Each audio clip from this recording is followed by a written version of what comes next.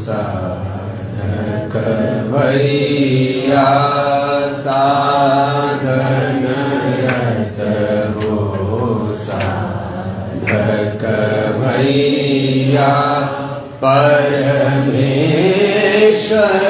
पार करे नैया परमेश्वर पार करे नैया साधन रत हो साधक भैया साधन रत हो साधक भैया आस्था चल हिमाचल सी हो आस्था चल हिमाचल सी हो दृढ़ स्थिति नीति धरणी जैसी हो दृढ़ स्थिति नीति धरणी जैसी हो मति निरमन सुर सरितासी हो मति निरमन सुर सरितासी हो सुरभित नट नागरिया साधन रत हो साधक भैया साधन रत हो साधक भैया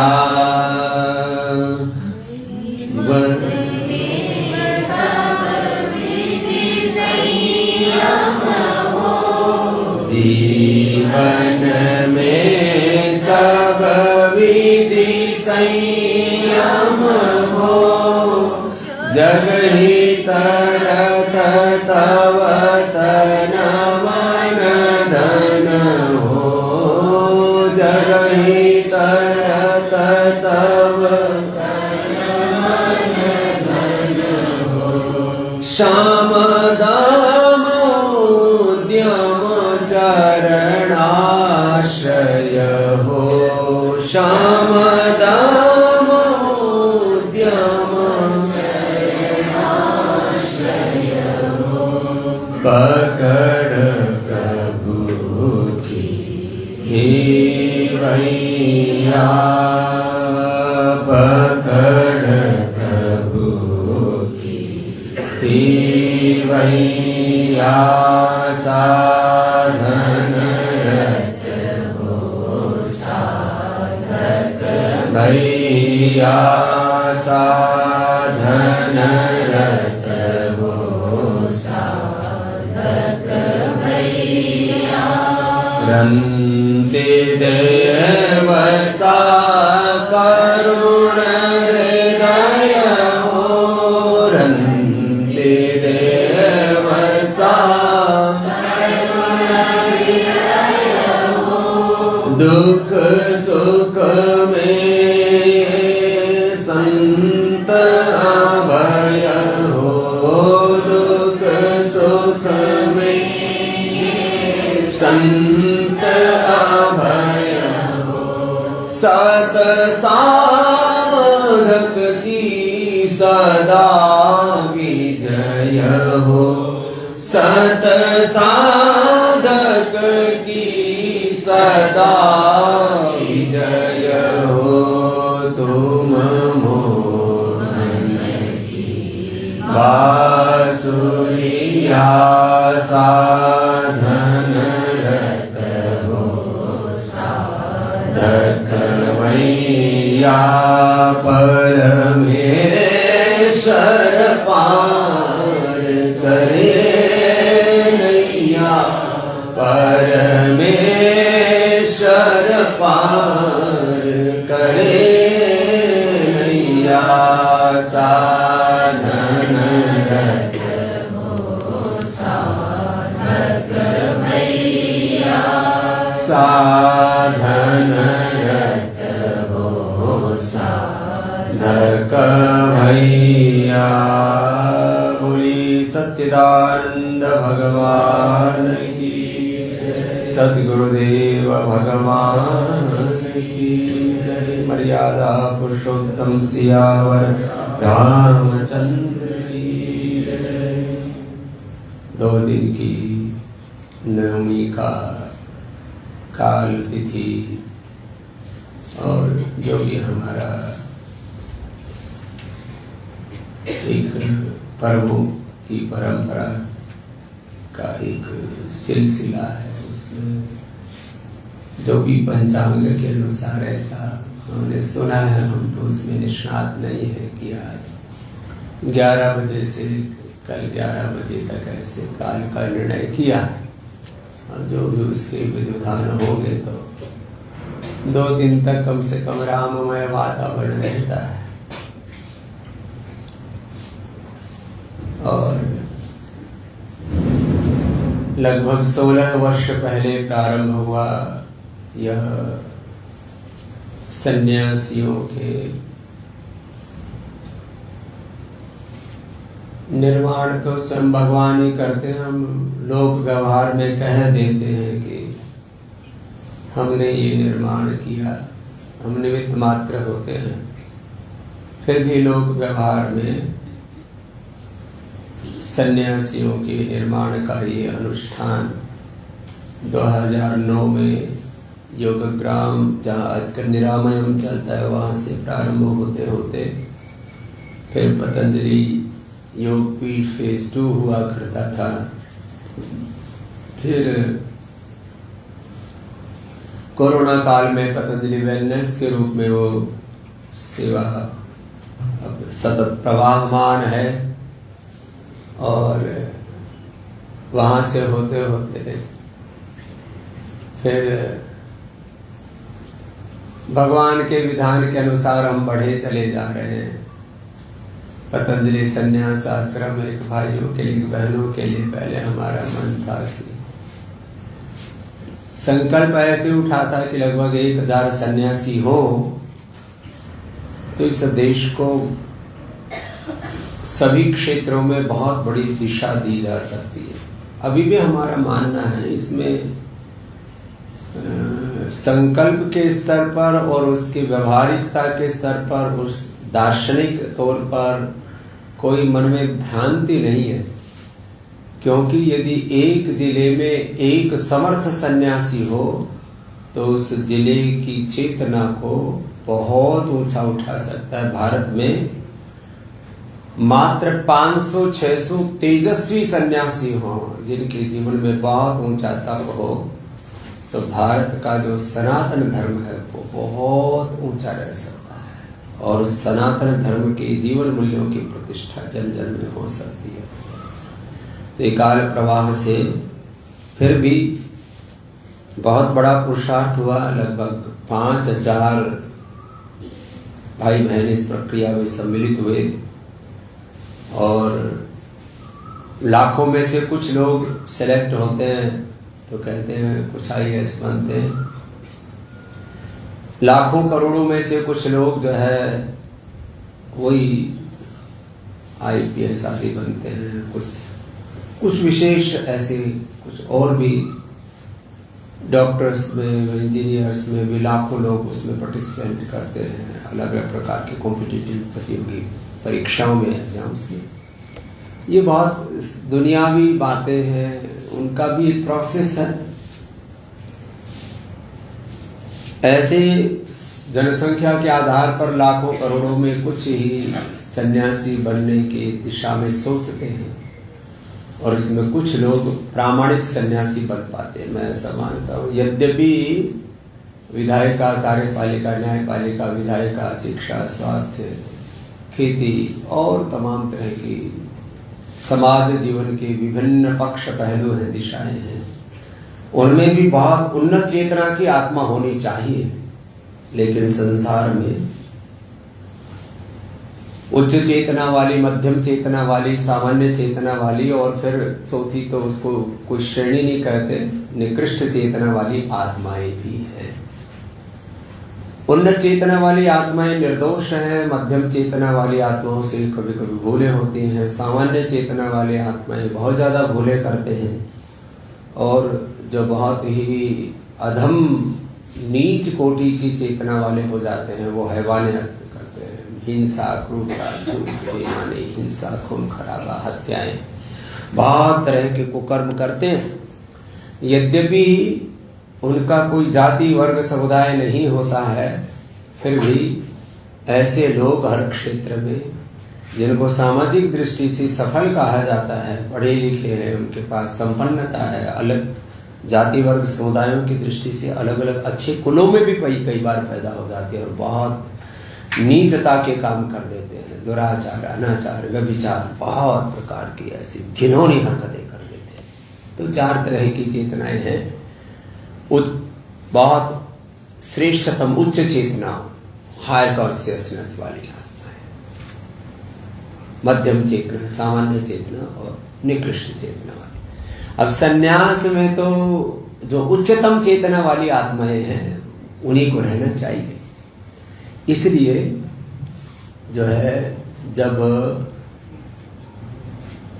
इस मार्ग पर चलते चलते वो देखते हैं तो बहुत सजगता चाहिए, तो फिर वो कंफर्ट वाला मार्ग ढूंढ लेते हैं, और ज्यादातर लोग इस पर बने नहीं रह पाते, टिके नहीं रह पाते। मनुष्याणाम सहस्रेषु कश्चित् यतति सिद्धये यततामपि सिद्धानाम, सामान्य चेतना वाले आत्माओं की बात नहीं की, यततामपि सिद्धानाम कश्चिन् माम वेति तत्त्वतः, ये बात है। इसलिए हजारों में से 200 प्लस हमारे सन्यासी भाई बहन हैं। 2-3 साल के विश्राम के बाद अब हमने पुनः इस बार आह्वान किया, और ये भी एक स्वाभाविक प्रक्रिया है। ऐसी आत्माएं पहले भी थी, आज भी हैं और आगे भी रहेंगी। जिन जिन आत्माओं का संस्कार क्षय होता चला जाता है, कर्माशय का क्षय होता चला जाता है, जिन आत्माओं के भीतर जीवन की जो मूल मांग के प्रति अभिप्सा तीव्र होती चली जाती है, वो सन्यासी बनेंगे। ये तो संसार के लोगों की दृष्टि से मैंने एक श्रेणी कही कि उत्तम, मध्यम, सामान्य और निम्न चेतना। उसके लिए भी घटिया शब्द नहीं बोला हमने। उत्तम, मध्यम, सामान्य और निम्न चेतना की आत्माएं हैं। सन्यास में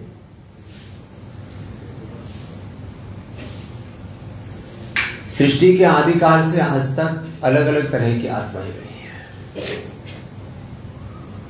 पूरे विश्व में जिन्होंने संसार का मार्गदर्शन किया, चाहे वो दार्शनिक थे, चाहे वो राजाओं के मंत्री थे या गुरु थे, अथवा कभी कभी उन्होंने स्वयं भी शासन भी किया, तो सभी तरह के उदाहरण सृष्टि के आदिकाल से अब तक हमारे सामने हैं।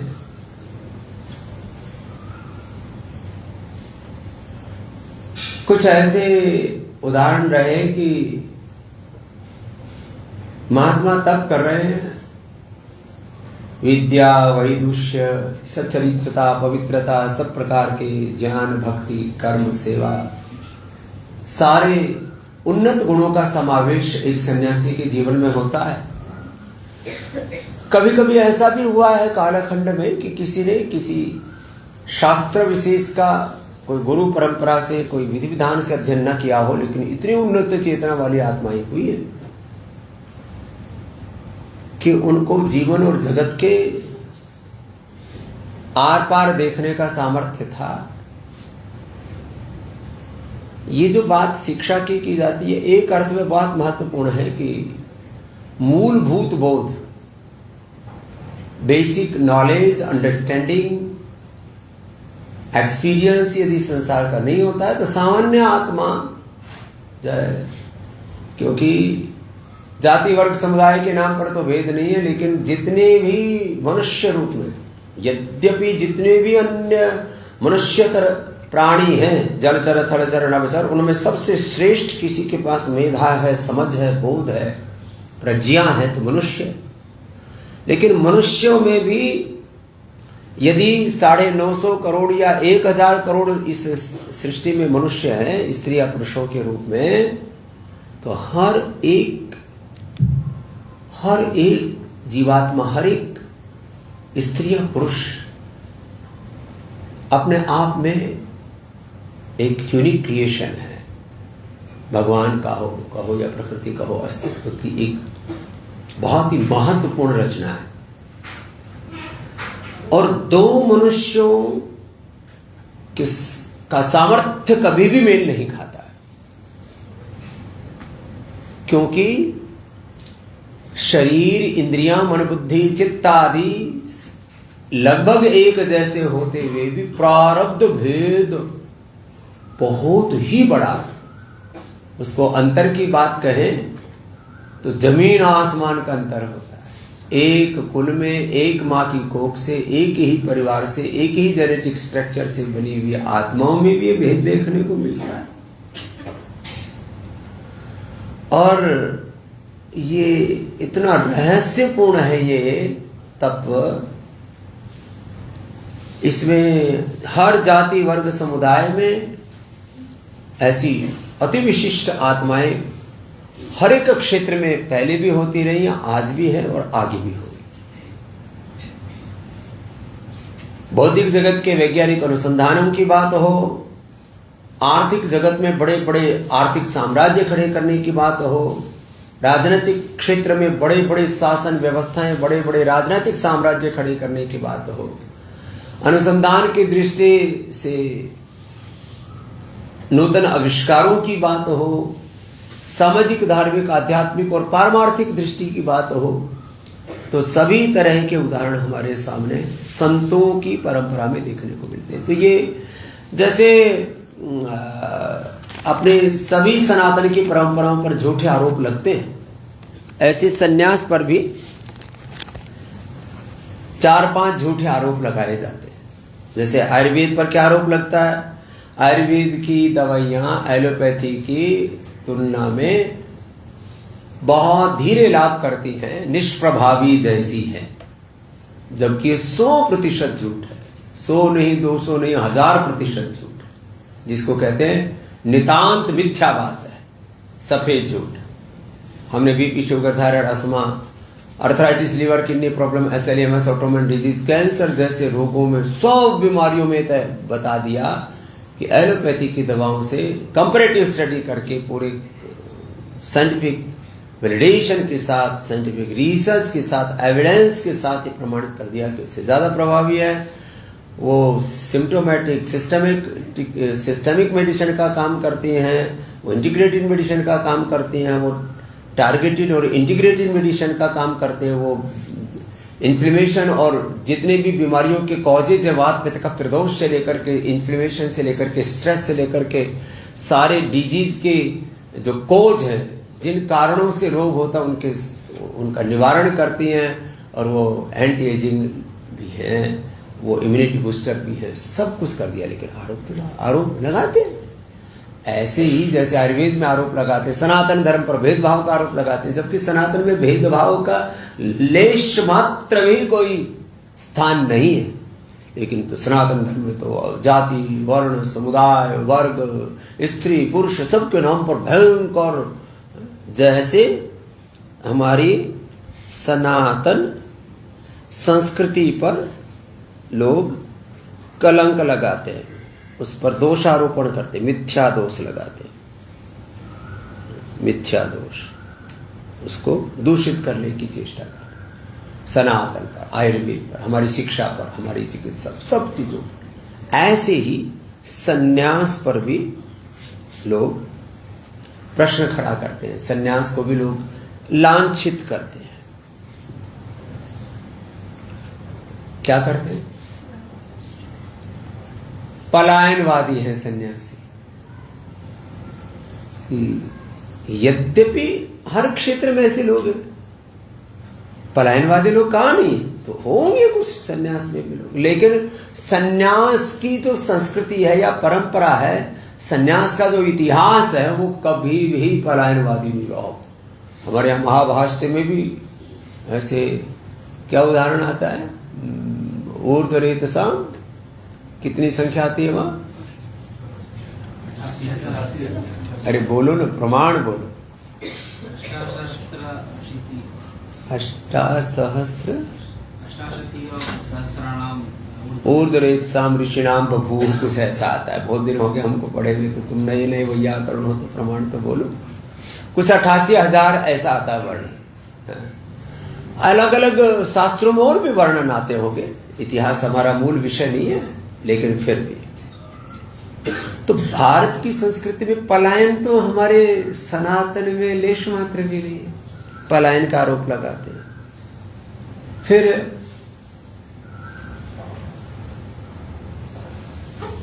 प्रमादी होते हैं,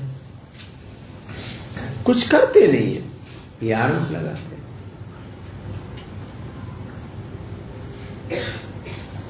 सक्षम नहीं होते, यह भी आरोप लगाते हैं। उनमें कुछ कहते हैं, कुछ कुंठाएं होती हैं, कुछ पता नहीं क्या क्या, ऐसे कुछ आरोप लगाते हैं। तो ये जो लांछन लगाते हैं, ये तो उनके अपनी दोष बुद्धि है, उसके पीछे उनके स्वार्थ भी हैं, उसके पीछे उनके दुराग्रह भी है, उसके पीछे उनका अज्ञान भी है, अहंकार भी है। सन्यासी महान कैसे हो सकते हैं? बात कुछ है इसके पीछे, चले जो भी है, दुराग्रह है, अज्ञान है, अहंकार है, स्वार्थ है, या उसके पीछे उनको अपमानित करने की भावना होगी। तो सन्यासी को, जैसे मैंने कहा, सन्यास की परंपरा में एक बहुत बड़ी परंपरा रही है सिद्धों की।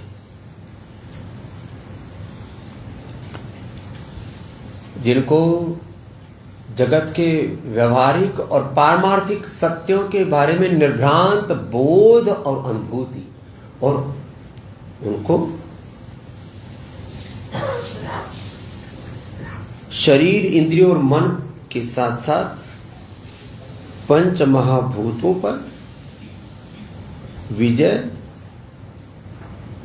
और संसार के जो स्थापित मान्यताएं हैं, एक स्थापित जो व्यवस्था है भौतिक जगत की, उनके परे उनके पास में अपरिमित पारमार्थिक शक्तियां हुआ करती थी। ऐसे सिद्धों की भी बहुत बड़ी परंपरा नाथों में रही है। ऐसे बहुत बड़ी परंपरा रामानंदी संतों में रही है। ऐसी बहुत बड़ी परंपरा दशनाम परंपरा में रही है। शैवों में, शिव उपासकों में, शाक्तों में, शक्ति के उपासकों में, वैष्णवों में, नाथों में, और अलग अलग जो भी गुरु परंपरा है, जैसे सिखों में, जैनों में, बौद्धों में, और यहां तक कि मुसलमानों में, ईसाइयों में। आप उसको एक वर्ग विशेष से जोड़ के मत देखिए। भगवान सभी, भगवान का तो ये सारा जो अस्तित्व है, तो भगवान का अपना, भगवान की सारी संतति है।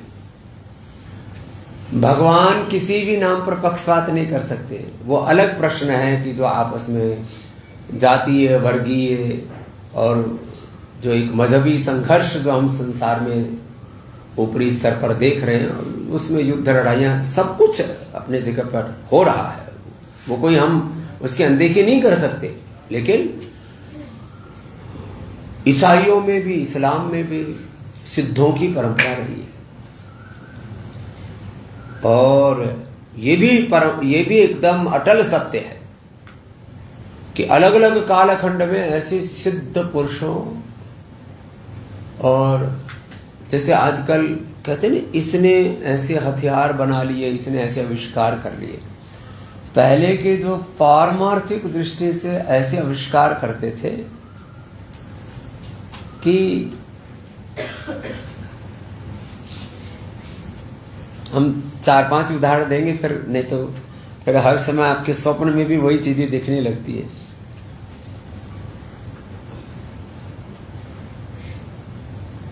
अभी जैसे ये तो बहुत छोटा सा मतलब लौकिक उदाहरण है कि यहां से साइंटिस्ट बैठा हुआ कोई एक छोटा सा हथियार छोड़ देता है और अपने टारगेट पर जो है पिन पॉइंट, कहते हैं ना, पिन पॉइंट, ये यहां जाकर के इस जगह गिरेगा, इतनी एक्यूरेसी है। पिन पॉइंट टारगेट पर वो क्या क्या करता है, हट हिट क्या करता है, क्या करता, हिट करता है ना, पिन पॉइंट टारगेट को हिट करता है ऐसे। वो 1 इंच भी इधर उधर नहीं हो सकता, ऐसा है। और उसको बैठ करके 10, 20, 25 हजार किलोमीटर दूर से भी छोड़ सकते हैं। आप इस तरह से आप सिद्धियों की या योग की विभूतियों की बात को आविष्कारों से समझें। ये तो एक विध्वंसक हथियारों की बात भी, ऐसे शब्द को ऊर्जा में, ऊर्जा को फिर वापस शब्द में रूपांतरित करने की, ये सब दूरभाष आदि जो दूरसंचार क्रांति है वो ऐसी। यहां से जो है ध्वनि को ऊर्जा के रूप में, ऊर्जा को फिर वापस ध्वनि के रूप में रूपांतरित करके जो सैटेलाइट से प्रक्षेपण करते हैं, ये सब ऐसा ही है। अपनी साधना से, अब देखो पहले विध्वंस कम क्यों था? क्योंकि अब ये भौतिक शक्तियों को भी प्राप्त कर सकता है। पारमार्थिक शक्तियां और सिद्धियां, उसमें 1% कोई अपवाद भी होता था तो उसी जन्म में बहुत शीघ्र ही उसको उसका दंड मिल जाता था। इसलिए शक्तियों का दुरुपयोग न के बराबर हुआ है, नगण्य, और उसमें भी बड़ा विध्वंस कभी भी नहीं हुआ जब से सृष्टि बनी तब से आज तक। विश्व युद्ध जैसी स्थितियां अथवा लाखों करोड़ों लोग मर गए और ऐसा कर दिया, ऐसा नहीं। लेकिन वैष्णव परंपरा में किसी ने शालिग्राम सिद्ध कर लिया। आपने देखा होगा जो रामानंदी परंपरा है, रामानुजाचार्य, रामानंदाचार्य, मध्वाचार्य, वल्लभाचार्य, वैष्णव परंपरा की कई शाखाएं। अब एक शालिग्राम, अब जो अविवेकी लोग हैं, इस पिंडी में क्या है, इस गोल से पत्थर में क्या है, कुछ उसके बारे में बोलते, उनका विवेक, उसके बारे में कोई हमारा किसी मुंह उठा करके कोई किसी भी संदर्भ में कुछ भी बोल सकता है। अविवेकी लोग हैं, उनके बारे में कोई बात नहीं करते। लेकिन शालिग्राम सिद्ध करके और उससे ये हम कोई भी बात बिना अनुभूति के, बिना प्रमाण के नहीं कह रहे, किताबों से पढ़ करके नहीं कह रहे। शालिग्राम सिद्ध करके माने उससे संसार के कितने ही शक्तिशाली राजाओं को, कितने ही आसुरी शक्तियों को, कितने ही बड़े बड़े उनको पराजित करना हो, उनको सही रास्ते पर लाना हो, अथवा किसी भी पवित्र संकल्प की सिद्धि करनी हो। वैसे हमने ऐसा सुना है गुरुओं से कि बुरे संकल्प की भी सिद्धि हो जाती है एक कुछ कालखंड के लिए, फिर वो खुद भी उससे खत्म हो जाते हैं। तो शालिग्राम को सिद्ध किया, ये एक प्रक्रिया है। किसी ने संकल्प सिद्ध हो गए, संकल्प ही किया। देखो पदार्थ में भी ऊर्जा होती है और संकल्प सिद्ध हो गए। अधिकांश हमारे ये जो जिसको दर्शनाम परंपरा आदि में ज्ञान की परंपरा वाले बोलते हैं, वो संकल्प सिद्ध महापुरुष हुआ करते थे। जो संकल्प किया वही हो गया। संकल्प की भी सिद्धि, वाक सिद्धि, और उसके द्वारा संसार के सारे जितने भी स्थापित मापदंड हैं उसके परे उनके पास में अप्रतिम ऊर्जा हुआ करती थी। किसी ने कोई यंत्र सिद्ध कर लिया, शालिग्राम की सिद्धि अलग है, यंत्र की सिद्धि अलग है। और ऐसे ऐसे गुरु हैं कि उन्होंने अपने संकल्प से कोई भी पदार्थ दे दिया। शालिग्राम यंत्र आदि छोड़ो, एक उठाकर के धूल का कण दे दिया, कोई रुद्राक्ष दे दी, और उसी में ही अपरिमित शक्तियां हैं। इसलिए तो जब हम पिछली बार सत्संग कर रहे थे, बंदौ गुरुपद पद्म परागा सुरुचि सुवास सरसंग आदि कह करके गुरु के चरण की धूली, गुरु के पूरे अस्तित्व की, गुरु के उपस्थिति मात्र की, ऐसे समर्थ गुरु हुए हैं। उनके दृष्टिपात मात्र से ही लोगों का जीवन बदल गया। उनके संकल्प मात्र से, दृष्टिपात मात्र से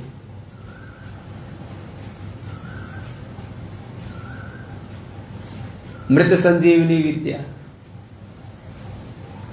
मरे हुए को जिंदा कर देना, ये दुनिया के लिए तो बहुत आश्चर्यजनक घटना है, लेकिन ये सब होता है। चलिए, तो ये सन्यास में एक परंपरा ऐसी सिद्धों की भी रही है। फिर ये सिद्धियां आती कहां से? तो जो महर्षि पतंजलि ने कहा है सार रूप में, जन्म औषधि मंत्र तपः समाधि सिद्ध है। 5 तो वहां पर उसके साधन बता, जन्म से ही सिद्ध होते, पूर्व जन्म की साधना थी बस। वो ये जो पुनर्जन्म है, अब देखो सन्यास तो बाद में बताएंगे, 99% लोगों को पुनर्जन्म पर विश्वास नहीं है, लेकिन सारे संसार का मनुष्य रूप में तो बाकी जीवों का अलग है। मनुष्यों में तो पुनर्जन्म 100% सिद्ध है। हर एक व्यक्ति की प्रतिभा, उसकी वाणी, उसका व्यवहार, उसका सामर्थ्य, उसकी चेष्टाएं, उसकी उपलब्धियां, उस सब कुछ भिन्न है। तो प्रारब्ध तो है।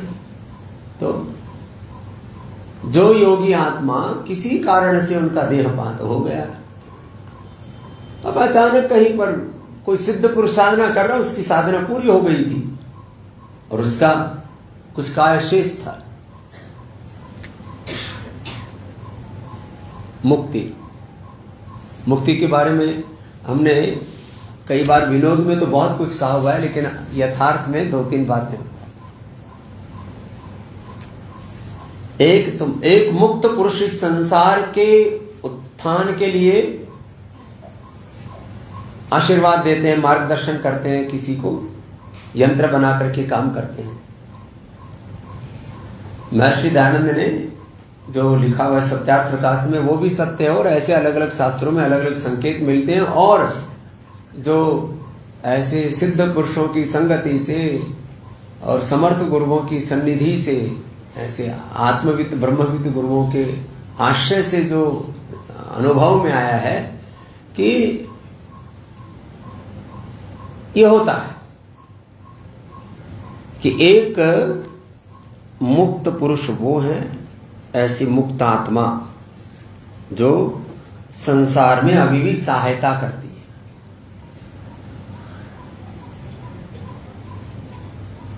है। एक वो है जो सूक्ष्म शरीर के साथ बस आत्मानंद में रहती है।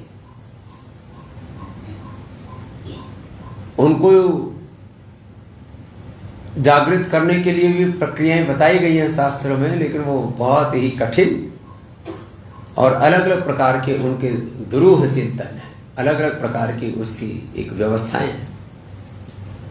कुछ सहज मार्गदर्शन करती है, कुछ को विशेष तपस्या करके अर्जित किया जाता है। और एक फिर जिन्होंने इतने पुण्य कर लिए, इतना सब कुछ कर लिया, क्या बोलूं का, सब कर्म शेष हो गया, सब पूरा संस्कार शेष हो गया, दग्ध बीज हो गए, निर्बीज समाधि, निर्विकल्प समाधि, सब कुछ उसके शब्द अब क्या क्या प्रयोग करें। तो मुक्त आत्माओं में भी जितना इस संसार में भेद है, इससे अनंत गुणा भेद है। उनकी संख्या और उनका सामर्थ्य, उनकी संख्या भी और उनका सामर्थ्य भी इस संसार के सामर्थ्य से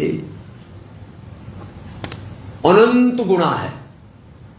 उसके लिए कोई, अब जैसे मनुष्यों के लिए तो एक मनुष्य के लिए बहुत प्रकार की आवश्यकता है, उनकी तो कुछ आवश्यकता ही नहीं, ऐसा है। तो असंख्य आत्माएं इस अस्तित्व में निवास कर सकती है, पूर्ण आनंद में रह सकती है, वो एक अलग विषय।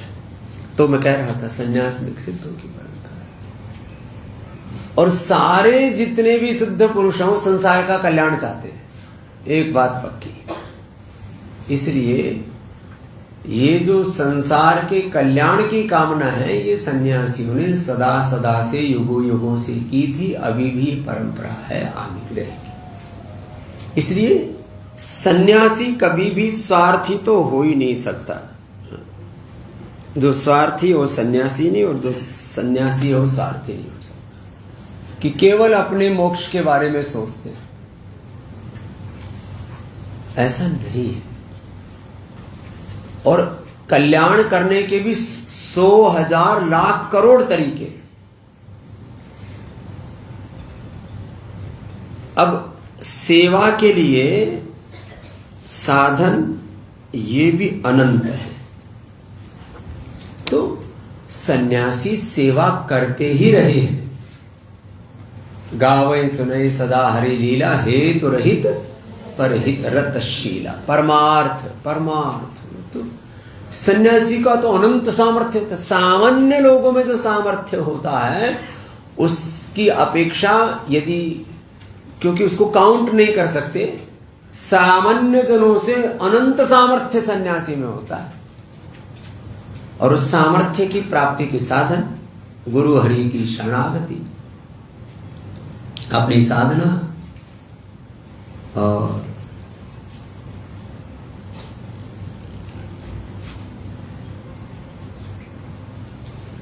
स्थूल दोष और सूक्ष्म दोषों से जितना जितना साधक मुक्त होता जाता है, उतना ही उसका असीम सामर्थ्य बढ़ता चला जाता है। तो इसको कहते हैं प्रकाशित, पूर्ण प्रकाशित आत्मा, पूर्ण जागृत आत्मा। ऐसे पूर्ण जागृत आत्मा थे भगवान बुद्ध, भगवान महावीर और गुरु नानक देव और अनंत कोटि ऋषि मुनि।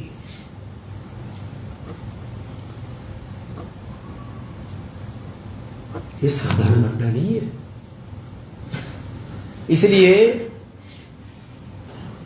देखो, ये जाति वर्ग समुदाय का आग्रह तो बहुत अर्वाचीन है।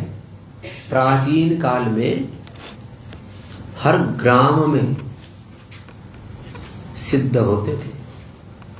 मैंने पहले भी कई बार कहा, ग्राम देवता, कुल देवता, क्षेत्र देवता, और फिर उनकी भी श्रेणियां होती थी। जैसे मनुष्यों में भी एक एक व्यक्ति का अलग अलग प्रकार का शारीरिक सामर्थ्य। अभी देख लो ना, अभी हमारे कुछ शिष्यों में हमसे ज्यादा शारीरिक सामर्थ्य है, बल ज्यादा हो सकता है, उनकी स्मृति, मेधा, प्रज्ञा वो भी हमसे ज्यादा हो सकती है, ऐसी कोई बात नहीं।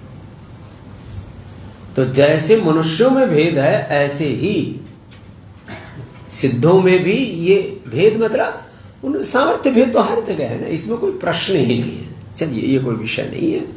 तो मैं कह रहा था, सिद्धों की परंपरा, सेवा की परंपरा, सन्यास घटित तो हो गया ना, फिर तो अपने आप विराट। सन्यास का अर्थ है जीवन की पूर्णता। क्या बोला? बोलो, सन्यास का क्या अर्थ है? जीवन की पूर्णता। पूर्णता। अपूर्णता इस संसार में है, सन्यास में तो पूर्णता है। ज्ञान की, भक्ति की, सामर्थ्य की, सुख की, शांति की, आनंद की, सारे सद्ज्ञान की, सद्गुणों की, सद्भावों की, सामर्थ्य की, सुख की, शांति की, पूर्णता का हो या अनंतता का हो, ऐसा है सन्यास। फिर ये घटित कैसे होगा? तो जन्म से भी घटित होता है, औषधियों से भी सिद्धि होती है। ये तो बहुत ही प्रचलित प्रक्रिया है। उसके लिए विशेष प्रकार की औषधियां होती है। अब इसमें हम कुछ बातें तो अभी बता सकते हैं, कुछ बातें भी जो है उसका अभी समय नहीं, इसलिए नहीं बोलेंगे। औषधियों से तो इतनी बड़ी बड़ी सिद्धि होती है, पूरी दुनिया का नक्शा बदल है।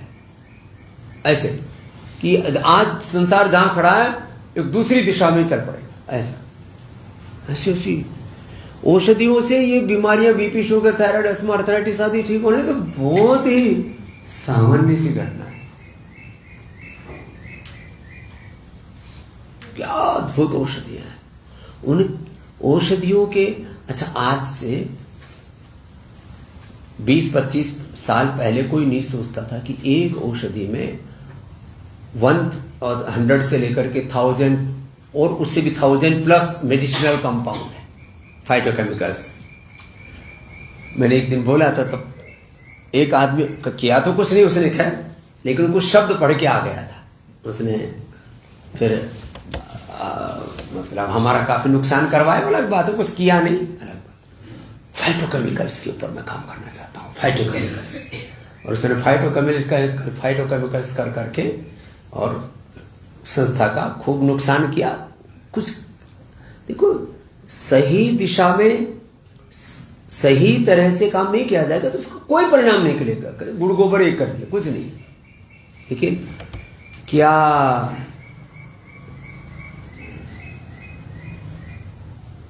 25-50 साल पहले कोई सोच सकता था कि एक एक मेडिसिन में ये इतने इतने फाइटोकेमिकल्स हैं, और उनकी ऊर्जा को यदि पूरी तरह से एक्टिवेट किया जाए, चार्ज किया जाए, बड़ा अलग प्रकार के मामला है।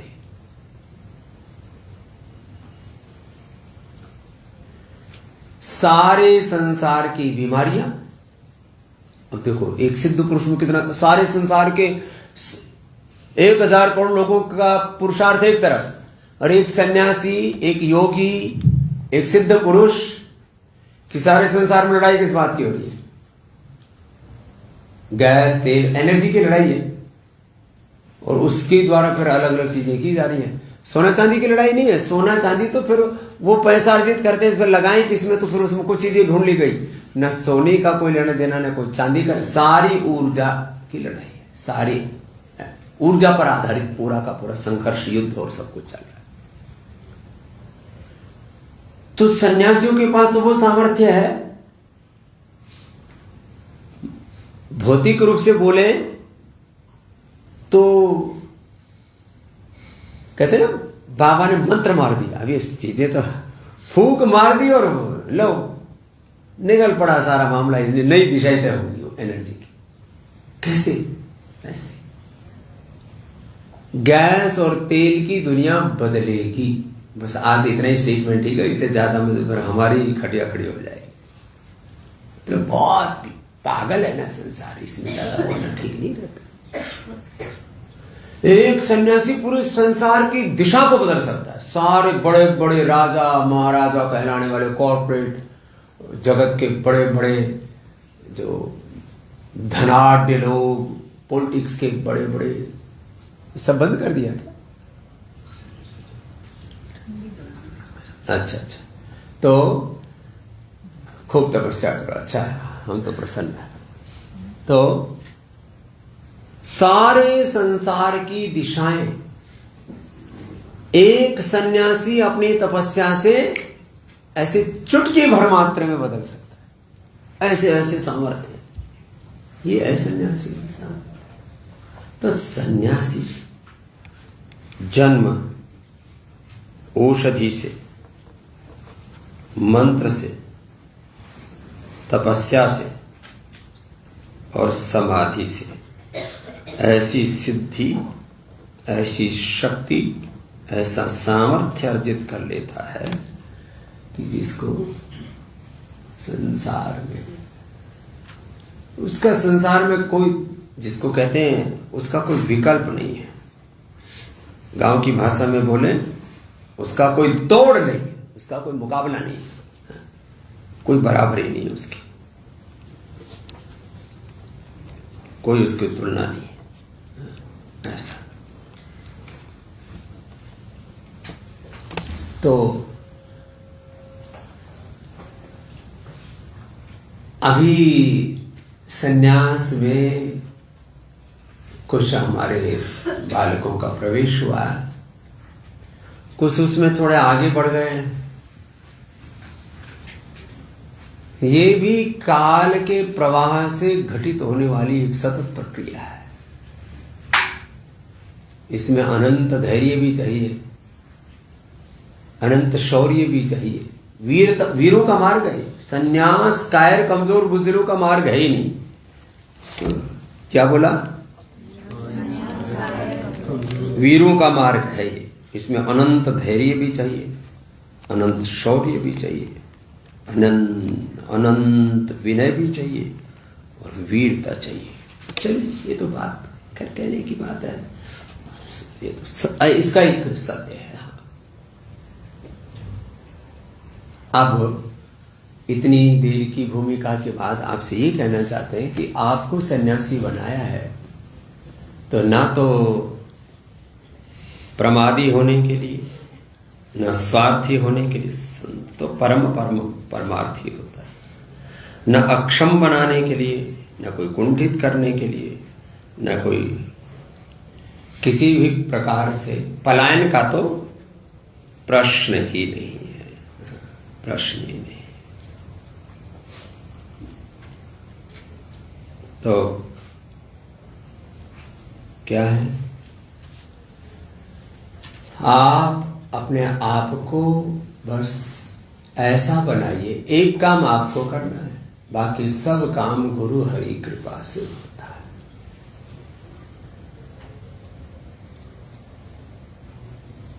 एक काम ये करना है, अपनी साधना और अपना साधन। देखो, उसमें रत्ती भर भी कभी ना रहे।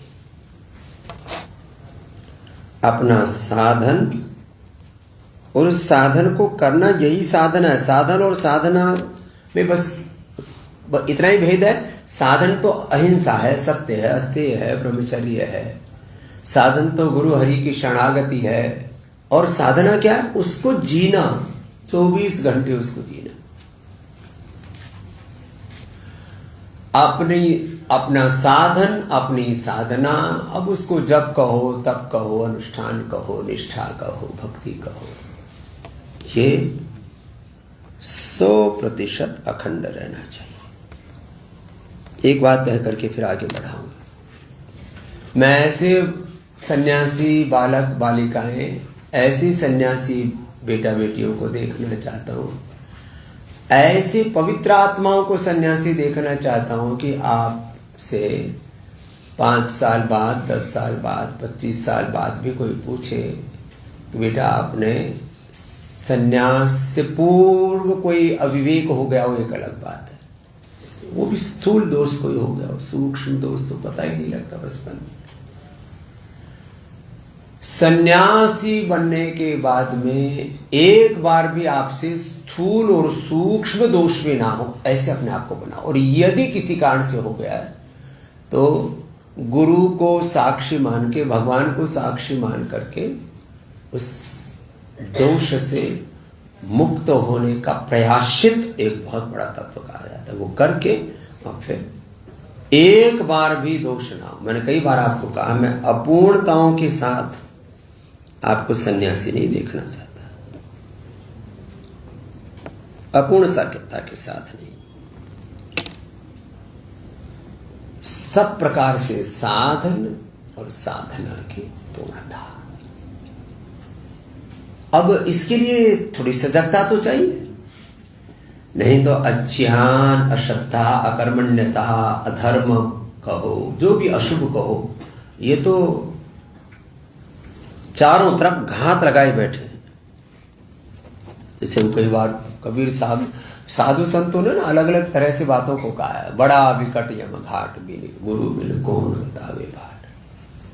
तो घात लगाए बैठे। तो देखो भाई, जरा सी सावधानी हटी, दुर्घटना घटी। कितनी सी बात है इसमें। तो जब ऐसा हो जाता है तब फिर अपने आप एक विराट व्यक्तित्व का उदय हमारे भीतर से होने लगता है।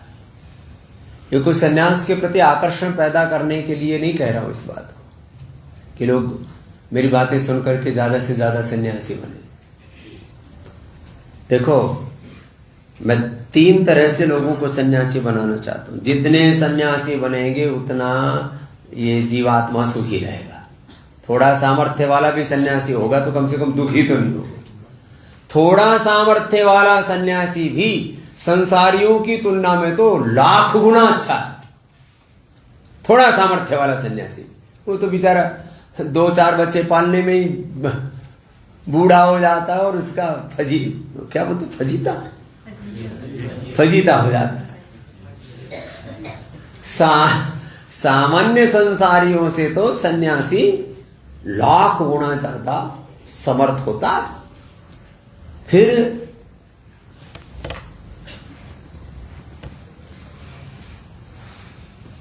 सन्यासी हम इसलिए बनाना चाहते हैं कि लोग दुखी और दरिद्र ना हो। दरिद्रता खाली अर्थ पर आधारित नहीं है। खुला ही तो कोई दिक्कत नहीं। थोड़ा बहुत पसीना भी आए तो आने दो, और ठंड लगे तो पंखा चला लो, और लगे तो फिर दूसरी क्या ना, गर्मी लगे तो कुछ भी चला। मैं वहां गया हुआ चंदोली है ना, एक उत्तर प्रदेश में, चंदोसी। वो उदासीन अखाड़े वालों ने बुला लिया। तो वहां कुछ बाबा इसी काम में लगे हुए। दिसंबर में बुला रखा, पूरी रात कम से कम एक बाबा ने 100 घड़े डाले हुए। मैंने कहा ये क्या करे? बोले महाराज जी तप कर रहे। मैंने कहा ये क्या तप है? बोले कम से कम 100 घड़े डाल करके स्नान करेंगे दिसंबर के महीने में। तो ये भी साधाओं का अलग ही मामला है। सर्दी में एसी, और वैसे एक बात बताएं आपको, जितनी भी आध्यात्मिक शक्तियां हैं, लाइट, पंखे, एसी, सब प्रकार के जो भौतिक संसाधन है, उनसे जो सूक्ष्म आत्माएं दूर रहती है। इसलिए जहां पर भी अब तो कहते ना कलयुग का प्रभाव या कहो, या अलग अलग प्रकार की विलासिता का हो, या सुविधा का हो, सुविधा के चक्कर में लोगों ने भगवान के यहाँ भी एसी, कूलर आदि लगा दिए। जितनी भी हमने साधना की बातें आज तक अनुभव की हैं, जब भी साधना का कोई विशेष फल घटित होता है, लाइट, पंखा, कूलर, एसी सब बंद करना पड़ता है। और हमने ये तो बहुत सारे महापुरुषों से सुनी हुई और अनुभव की भी बात बता रहे।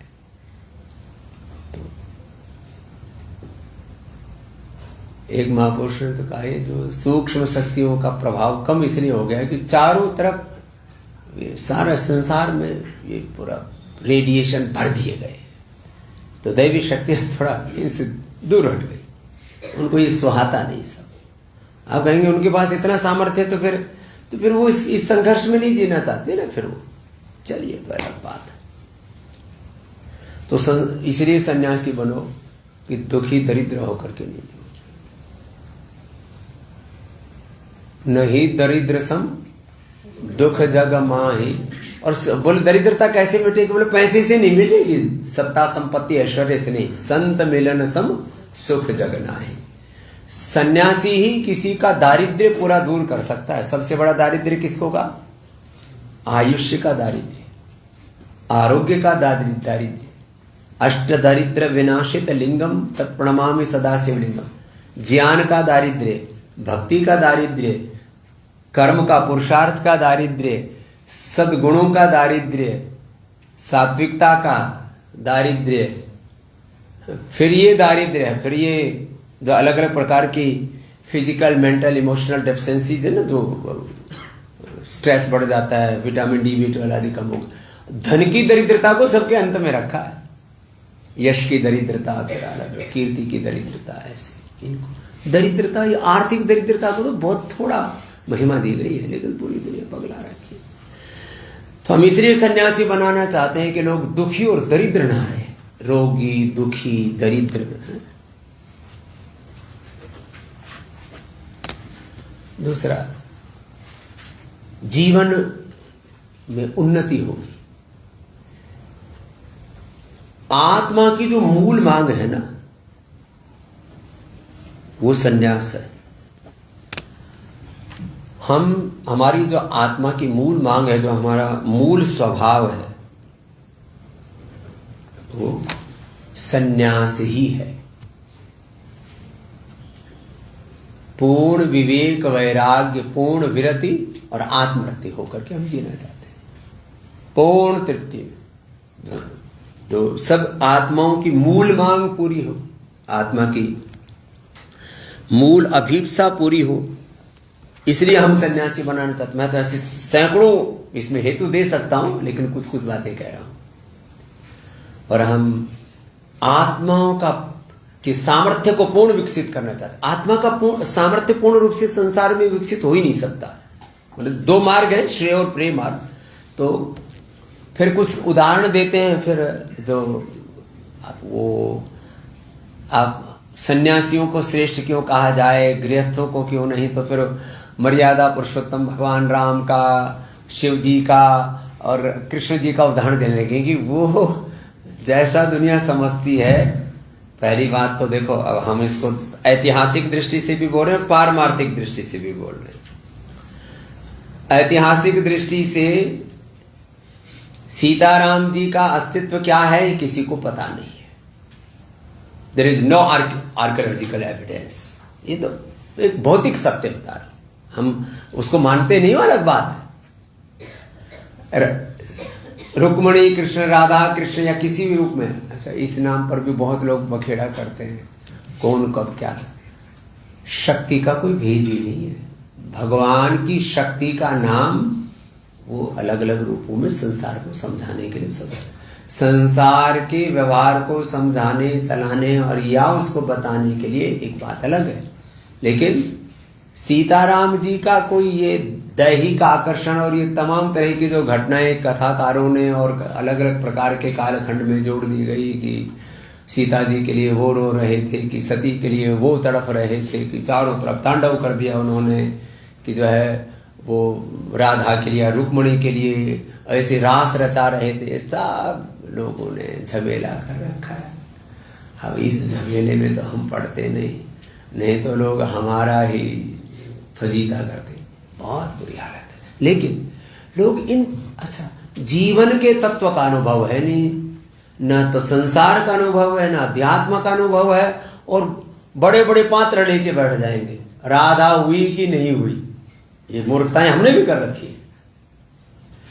अब भगवान जी की कितनी पत्नियां थी, अरे भैया तू अपना काम कर लेना। पत्नी थी, उनकी प्रेमिका थी, उनकी सेविका थी, उनकी रिद्धियां थी, उनकी सिद्धियां थी, उनकी शक्तियां थी। बावड़े तेरे को पता ही नहीं है और बैठ जाते हैं व्याख्या करने के लिए। अब इसमें साधु संत महात्मा भी सम्मिलित हैं, कथाकार भी सम्मिलित हैं, और कुछ ऐसे ही बावड़े भगवा भेख पहनने वाले साधु भी सम्मिलित हैं। क्या बोले, भगवान का विवाह, उनकी लीला या उनका चरित्र, या तो पूज्य स्वामी निर्मलानंद जी वाली बात 100% फिट बैठती है। No judgement, no no demand, no judgement, no judgement, no complaint और नो डिमांड।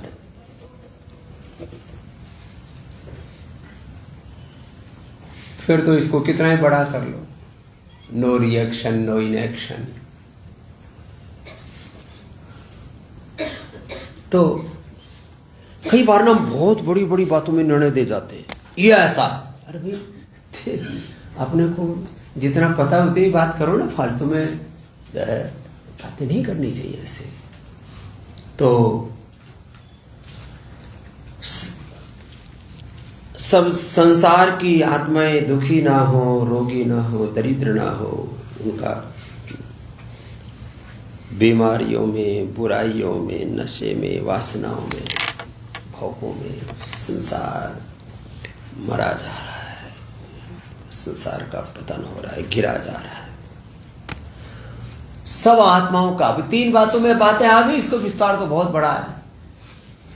सब आत्माओं का सामर्थ्य पूर्ण विकसित हो, इसलिए सन्यासी होना चाहिए।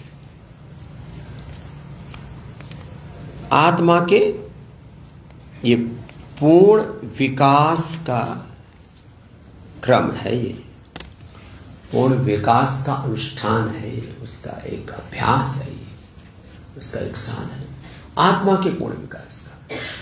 सामान्य लोगों की आत्मा तो 1% विकसित है, 1 से 5% के बीच में पूरा जगत सिमटा हुआ है।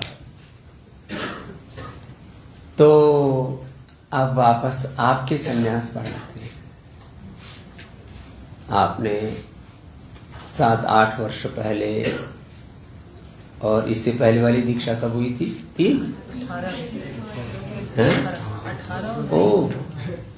23 में भी। अच्छा, कोरोना के एक 18 में, दूसरी 23 में कोरोना नहीं था क्या? जा चुका था। अच्छा, जा चुका था कोरोना के बाद। तो कोरोना के पहले, कोरोना के बाद, before corona and after corona. ये ठीक है, आप इस संन्यास में ढले हो। तो अब एक प्रश्न आता है, फिर ऐसे जो संन्यास की हम बात कर रहे हैं, ये संन्यास हमें कब घटित हो? देखो, हमने कभी ये सोचा ही नहीं कि संन्यास कब घटेगा, हम तो लगे रहे ऐसे। तो इसमें लगे रहो, एक दिन अवश्य घटित हो जाएगा।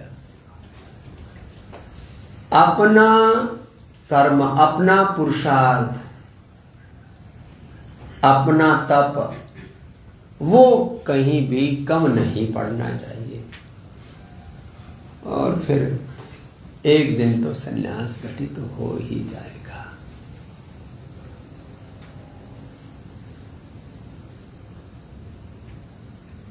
अब इसमें ज्ञानी में घटित होता है कि भक्त में घटित होता है कि सेवा से घटित होता है, ये सब बातें गौण है। एक तो संसार का ज्ञान है, एक संन्यास का ज्ञान बोलो, समझ बोलो, विवेक बोलो, उसमें भेद है। कई बार सांसारिक दृष्टि से लोग बहुत समझदार हो जाते हैं, लेकिन उनका जो संन्यास का जो विवेक है वो बिल्कुल अलग होता है। बात समझ में आए? संसार का तो ज्ञान, उसमें अलग प्रकार के प्रोसीजर्स हैं, उसके अलग प्रकार की क्षमताएं, सामर्थ्य। सन्यासी का विवेक तो इस बात पर रहना चाहिए, ज्ञान, भक्ति और कर्म 3 बड़े साधन माने। तो चलो अब इसी की बात करते हैं। एक बहुत बड़े सन्यासी से मैंने पूछा, महात्मा जी, ज्ञान मार्ग का क्या अर्थ है?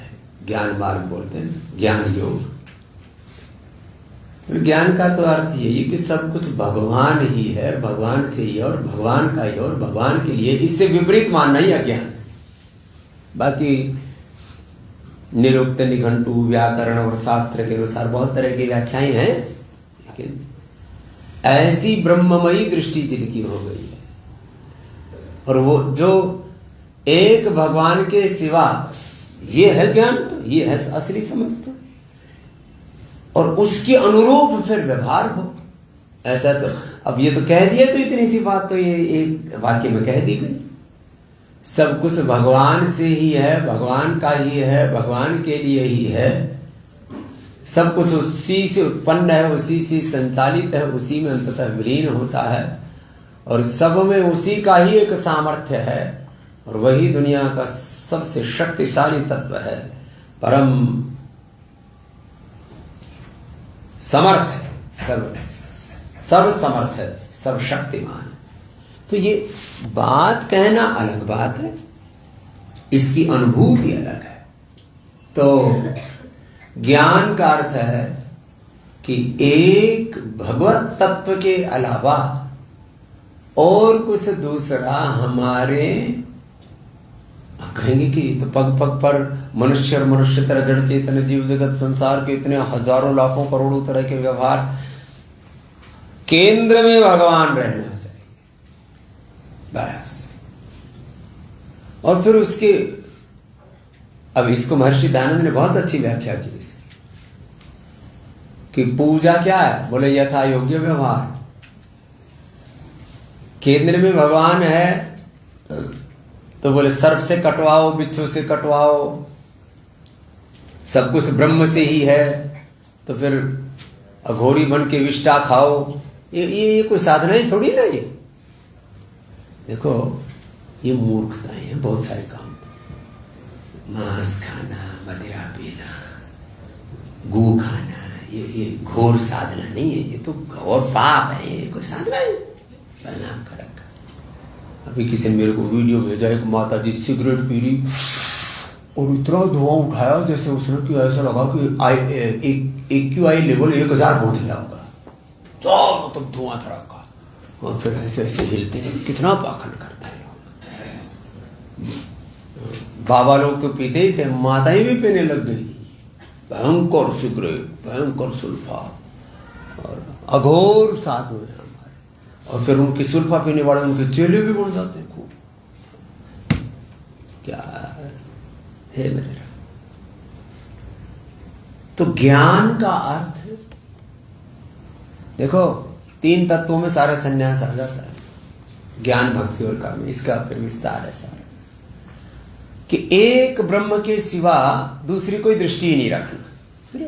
जैसे कोई बैर बुद्धि रखते हैं, कोई जैसे मैंने कहा उच्च चेतना वाले, मध्यम चेतना वाले, सामान्य चेतना वाले, निकृष्ट चेतना वाले, जो असुर कोटि के, राक्षस कोटि के, बहुत अधम कोटि के भी लोग हैं संसार में। तो भैया ये भी तो सारा अस्तित्व में एक ब्रह्म तत्व तो माया में, लेकिन उसी ब्रह्म तत्व का ये भी एक घटक है कि उसमें असुरत्व भी है, उसमें पाप भी है। तो उसका उपाय करो, लेकिन अपनी बुद्धि में दूसरा कोई विकार नहीं आना चाहिए। ये है ज्ञान। तो ऐसे इस स्थिति को बनाए रखने के लिए, इसलिए कभी कभी घंटों घंटों की साधना करवाते हैं सन्यासियों से, साधकों से, कि ये विवेक इतना गहरा हो जाए कि एक ब्रह्म तत्व के अलावा, अब उसको 2 शब्दों में कहें तो एक भगवान या एक भगवती तत्व के सिवा, अब उसको भक्ति योग की दृष्टि से कहें तो एक सीताराम के सिवा, राम माने परात्पर ब्रह्म और सीता माने शक्ति, और उसकी सहस्त्र नाम कहो, कोटि नाम कहो, अनंत कोटि नाम कहो, उससे कोई फर्क नहीं पड़ता। तो एक सीताराम में जिनकी भक्ति है, एक शिव शक्ति में जिनकी भक्ति है, उमा महेश्वर में कहो, राधा कृष्ण रुक्मिणी कृष्ण में कहो, लक्ष्मी नारायण में कहो, एक है परात्पर ब्रह्म परम शक्ति, और एक उनके स्वरूप। अब भगवान की शक्तियों के अनंत स्वरूप है, और वो अनंत स्वरूपा ही जो रोज बोलते हो आप, सर्वरूपमयी देवी सर्वम देवी मयम जगत अतो हम विश्वरूपम त्वाम नमामि। एक ही ज्ञान। और फिर भक्ति की दृष्टि ऐसी कि मैं सदा गुरु हरि के सन्मुख हूं, गुरु में और हरि में भेद खत्म हो जाए और सदा शरणागति में रहना, सदा श्रद्धा से, कृतज्ञता से, प्रेम से, वात्सल्य से, करुणा से, सब प्रकार की दिव्यताओं से, जितने भी सद्गुण कहे जा सकते हैं, ऐसे तृप्त रहने से, ये भक्ति। भक्ति माने जैसे ज्ञान माने एक ब्रह्मानुभूति सर्वत्र, ओम सर्वम खलु इदं ब्रह्म, ये ज्ञानियों की भाषा है। अब ज्ञान प्रधान चेतना होती है किसी की, उसमें आप क्या करेंगे? सदृशम चेष्टते स्वस्याः प्रकृतेः ज्ञानवान अपि प्रकृतिम यान्ति भूतानि निग्रह किम करिष्यति। एक प्रधान प्रकृति होती है किसी की। ये सब देखो, ज्ञान, भक्ति और कर्म में भी प्रधान प्रकृति होती है। किससे? प्रारब्ध से।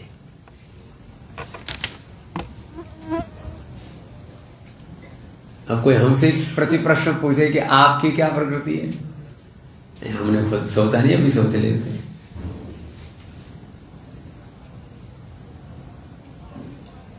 जब से हमने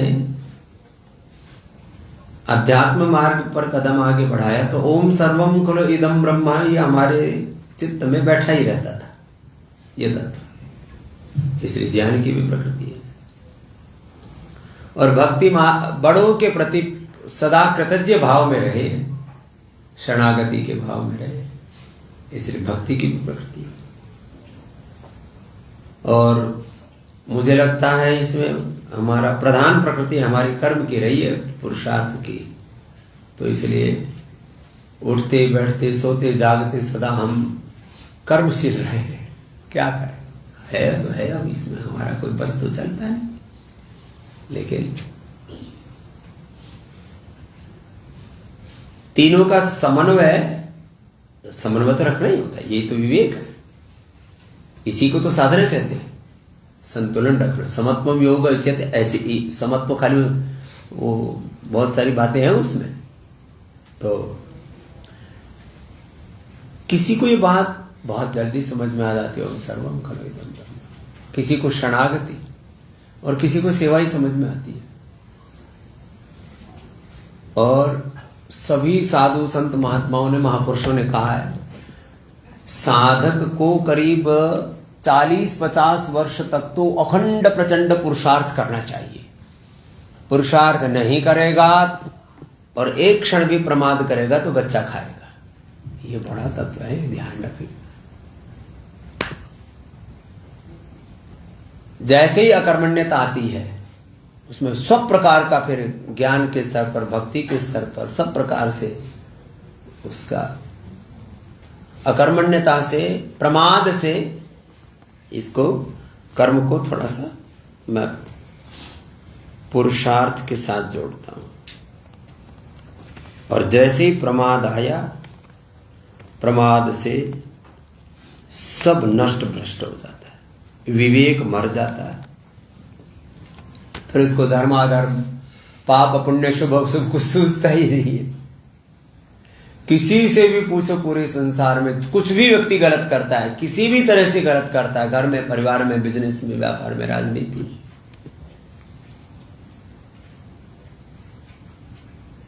अब ये जो ट्रंप और जो है इधर खामनाई के इराक और ईरान और यूएसए के युद्ध में, बोले उसका मिसकैलकुलेशन हो गया। उसका क्या है, बड़े बड़े शब्द, बड़े लोग ना अपनी गलतियों को भी छुपाने के लिए अच्छे शब्द ढूंढते हैं। ये नहीं कहेंगे मूर्खता की, मिसकैलकुलेशन हो गया। एक जगह ठीक आ गया था, वहां जब वहां से किसको उठा के लाया था, मादुरो को उठा के लाया वेनेजुएला से, तो बोलो वहां कैलकुलेशन ठीक है या मिसकैलकुलेशन हो गया। इसलिए उसको अंदाजा नहीं था कि ईरान के पास भी इतना सामर्थ्य है।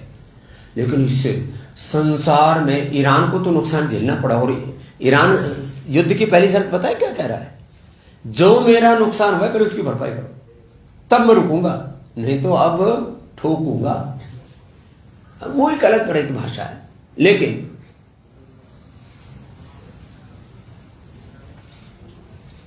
जब व्यक्ति का विवेक मर जाता है ना, फिर कुछ भी नहीं रहता। और विवेक किससे मरता है?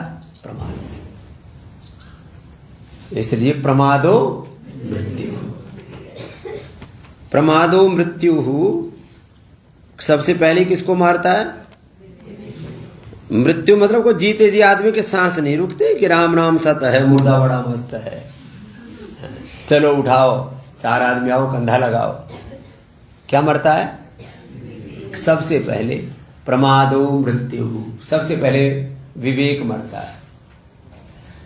फिर क्या मरता है? फिर उसकी भक्ति मरती है। फिर उसको ना गुरु दिखता, न गुरु ऋषि परंपरा दिखते, न माता पिता दिखते। सबसे पहले क्या मरा? विवेक। फिर क्या मरी? भक्ति, कृतज्ञता। फिर उसका सत्कर्म तो करेगा ही, उल्टे कर्म करेगा तो उसका पुरुषार्थ भी मर गया। प्रमाद से क्या मरा? ज्ञान मरा, विवेक मरा, भक्ति मरी और पुरुषार्थ मरा।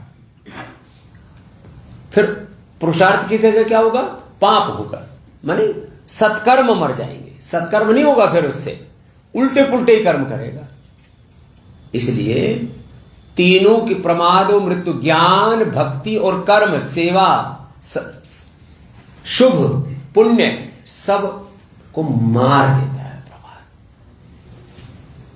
इसलिए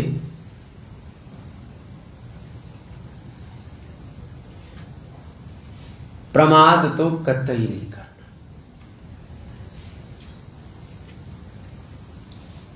और इनका तीव्र संवेग होना चाहिए, ज्ञान का, भक्ति का, पुरुषार्थ का। अच्छा, हम तो कभी भी किसी भी बात को, शास्त्र प्रमाण को भी समझते ना, शास्त्र वचनों को समझने के लिए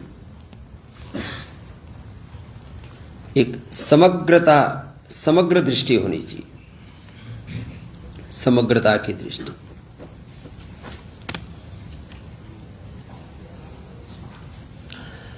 तो ऐसा, ये तो एक विषय आया इसलिए बोल दिया, जिनको ऐसा सन्यासी बनना है कि बस उनका जीवन पूर्ण विकसित हो, जिनकी आत्मा की मूल मांग पूरी हो, जीवन में रोगी, दुखी, दरिद्र नहीं होना पड़े, तो फिर सन्यासी बन जाओ। अब उसका एक प्रोसेस है शिक्षा दीक्षा का, यहां पर वो भी फॉलो करते हैं। अलग अलग जगहों पर अलग अलग परंपराएं हैं, हम किसी का अनादर नहीं करते। जैन परंपरा में है अलग, उनकी भी शिक्षा दीक्षाएं हैं, ऐसा नहीं है कि वहां नहीं है। जैन दर्शन बहुत ऊंचा दर्शन है, बौद्ध दर्शन बहुत ऊंचा दर्शन, उनके अलग शास्त्र है। हर परंपरा में अलग प्रकार की। तो हम जिस परंपरा से सन्यासी हैं, तो उसमें व्याकरण, दर्शन, उपनिषद, वेद, शास्त्र, इनके बहुत है। तो सन्यास को इतनी गहराई से समझना है। तो एक तरफ तो मैं जब आप सन्यासी भाई बहनों को देखता हूं, तो हृदय में बहुत ऊंचा गौरव भी होता है कि आजकल लोग माँ बाप की बात नहीं मानते, एक दूसरे की बात नहीं मानते। आपने मेरी बात मान करके सब अपनी इच्छाओं का परित्याग करके, कभी किसी से कोई छोटी मोटी भूल हो जाए, मैं उसको गिनता नहीं हूं, लेकिन अपने समस्त इच्छाओं का, समस्त कामनाओं का, समस्त तृष्णाओं का, समस्त भौतिक आकर्षणों का परित्याग करके और सन्यास का मार्ग ग्रहण किया, ये तो बहुत ऊंचा था। और किसी परिणाम की चिंता के बिना कि हमारे गुरु ही हमारे लिए प्रमाण है, तो परिणाम जो गुरु कह रहे हैं वो शुभ ही होगा, ऐसा सोच करके 18, 20, 25 वर्ष की आयु में सन्यास लेकर के कि मुझे मेरा ये जीवन केवल गुरु की प्रसन्नता के लिए, भगवान की प्रसन्नता के लिए, बाकी जो भी रिद्धि सिद्धि, क्या जीवन की पूर्णता होगी, क्या जीवन का विकास होगा, मुझे नहीं पता। मुझे केवल गुरु की शरणागति में रहना है। और जब मैं ऐसा कभी कभी सोचता हूँ, तो इतना अंदर तक हृदय में ऐसे एक बहुत गहरा संतोष, बहुत गहरी तृप्ति। और जैसे हमने जिन पर उपकार किए होंगे तो उनके हृदय में कितनी कृतज्ञता होती है। लोगों के अश्रुपात में देखता हूँ, लोगों को कितना भाव विभोर देखता हूँ। तो हम भी जब आप बच्चों के त्याग को देखते हैं, आपके समर्पण को देखते हैं, आपकी तितिक्षा मुमुक्षत्व को देखते हैं और इस मार्ग पर निरंतर आगे बढ़ने के सत्व को देखते हैं, उत्साह को देखते हैं, तो ऐसा लगता है कि कितना न जाने कितने जन्मों के हमारे भी पुण्य होंगे कि हमको इतने अच्छे आप सन्यासी बालक मिले और इस मार्ग पर बहुत भक्ति से आगे बढ़ रहे हैं। और कहीं जरा सी भी कोई भूल हो जाए उसको तुरंत सुधार करते हो। तो आपके तप, त्याग, समर्पण, इन सबको देख करके हमारा ही हृदय कृतज्ञता से भरा था, प्रेम से, करुणा से, वात्सल्य से, एकात्मता से हम भरे रहते हैं। और इसलिए मैं बार बार इसको जीता भी, हर पल जीता हूं और बार बार कहता भी हूं किसी किसी प्रसंग में कि देखो हम आपके साथ एकात्म भाव से जीते, अभेद भाव से जीते और आप बालक भी ऐसे ही जीते। बाकी बातें तो बहुत बड़ी बड़ी हैं। संसार में सबसे बड़ा संकट है भरोसा खत्म होना।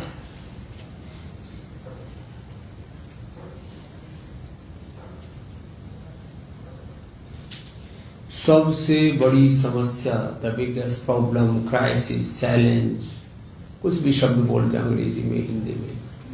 सबसे बड़ा संकट, सबसे बड़ी चुनौती, सबसे बड़ा क्राइसिस कोई संसार में सबसे बड़ा कोई दुर्लभ तत्व है तो है भरोसा, विश्वास।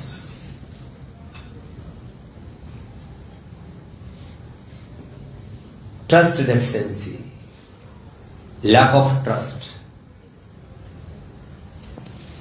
ये इतना कम हो गया है। विश्वास, तो ये तो गुरु शिष्य परंपरा तो पूरी तरह से विश्वास पर ही आधारित है, पूरी तरह से विश्वास पर। और इसी का ही परिणाम फिर वो सारा है जो सन्यास की जितनी भी आपने महिमा सुनी है वो सब आपके भीतर इसी जन्म में घटित होगी। ये आपका दृढ़ संकल्प होना चाहिए। तो ऐसे गुरु हरि पर विश्वास करके आप सब भाई बहन अपने जीवन को इतना पावन बनाए हैं। और मैं तो आश्वस्त हूं कि आप में से सैकड़ों पूर्ण विकसित आत्माएं आने वाले समय में पूर्ण योगियों के रूप में, पूर्ण सिद्धों के रूप में, पूर्ण विकसित सन्यासियों के रूप में तैयार होंगी। और आत्मनः मोक्षार्थम जगत हिताय च का जो संकल्प है वो पूर्ण होगा। इतना बड़ा तत्व आप में घटित हो रहा है। तो हमने कहा कि आपका सन्यास का ये अवसर है रामनवमी, आत्मनिरीक्षण का, आत्म उत्कर्ष का, आत्म उत्थान का, आत्मानुशासन का। अथ योगानुशासनम अनुशासनम शरीर से इंद्रियाणाम मनसा आत्मना। और अनुशासन में फिर कंसिस्टेंसी, कंटिन्यूटी, अभ्यास और वैराग्य रूपी साधनों को अपना करके तत्र स्थित यत्न अभ्यास है। अपने आत्म स्थिति में स्थित रहना, उससे नीचे नहीं आना। और उसके लिए श्रद्धा, वीर्य, स्मृति, समाधि, प्रज्ञा पूर्वक इतरेषाम सत दीर्घ काल निरंतर सत्कारा से तद्रभूमि। तीव्र संवेगानाम आसन्न शकुनिधानात् तत्प्रतिषेधार्थम एक तत्वाभ्यास एक निष्ठ आत्मनिष्ठ गुरुनिष्ठ होकर के पूर्ण शरणागति में भक्त्यात्मनंदया शक्याम एवं विदो अर्जुन। ऐसे बस लगे हुए हैं, फिर ये सब सिद्ध हो ही जाएगा। तो इतनी देर तो मैंने विधि की बात की, अब थोड़े निषेध की बात करते हैं। और जिनको सन्यासी होना है उनका आह्वान भी करता हूं कि भाई आपको जीवन के अंतिम सत्य की अभीप्सा है तो फिर सन्यास के सिवा और कोई मार्ग नहीं है। तो सन्यासी बनने के लिए लोग आगे हैं। और अभी इस बार जब हमने कहना शुरू ही कर दिया है, तब रामनवमी से शुरू करके गुरु पूर्णिमा तक मुझे तो लगता है कम से कम 1000 भाई बहन आ जाएंगे। उनको रखेंगे कहां पर, अगली समस्या आ जाएगी।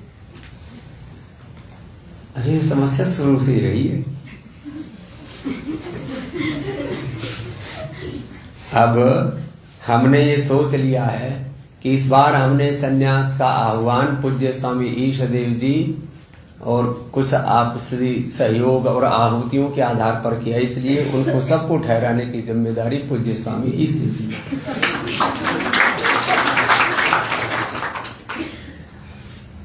ये तो हास्य विनोद की बात है, लेकिन कुछ नहीं, कुछ व्यवस्था कर देंगे। आजकल तो बहुत ऐसे तौर तरीके आ गए हैं हमारे पास में हैं ऐसे। तो जो है ये किसी ने कहां से मच्छर घुसा है, कोई खोल रखा है क्या? हाँ बंद है, अच्छा थोड़ा खोल के तुरंत बंद कर दिया करो, मच्छर बहुत है। अच्छा ये भी एक बात है, हमको खूब मच्छर काटे हैं लेकिन एक बार भी मलेरिया नहीं हुआ, एक बार डेंगू चिकनगुनिया नहीं हुआ। लोग कहते हैं साफ मच्छर काटते हैं तो ये बीमारी होती है, और गंदे पानी वाले मच्छर काटते हैं तो ये बीमारी होती है। हमको ही नहीं पता हमको कौन से काटते हैं। तो ये तो अलग बात है।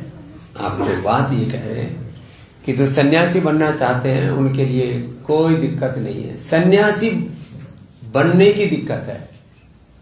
अच्छा देखो, ये लाखों व्यक्तियों में से किसी एक आत्मा के भीतर यह अभिप्सा होती है। तुम भी कहां से इकट्ठे होगी इतने हैं। कभी कभी तो मैं सोचता हूं ये इतने चित्र विचित्र आत्माएं, कोई देव शक्ति जैसी एकदम दुबली पतली, कोई देवांशी जैसी तगड़ी तगड़ी। दो ही बहनें, देखो क्या अंतर है। कोई देव सदा जैसी दुबली पतली और दूसरी देव स्वधा। कहाँ देव स्वधा तगड़ी। अब देखो ये भी अलग ही स्ट्रक्चर है एकदम। भरत जी जैसे दूर से पता लग जाता है कोई आ रहा है, और हम जैसे कहीं भी छेड़छाड़ में घुस जाते हैं। तो ये सब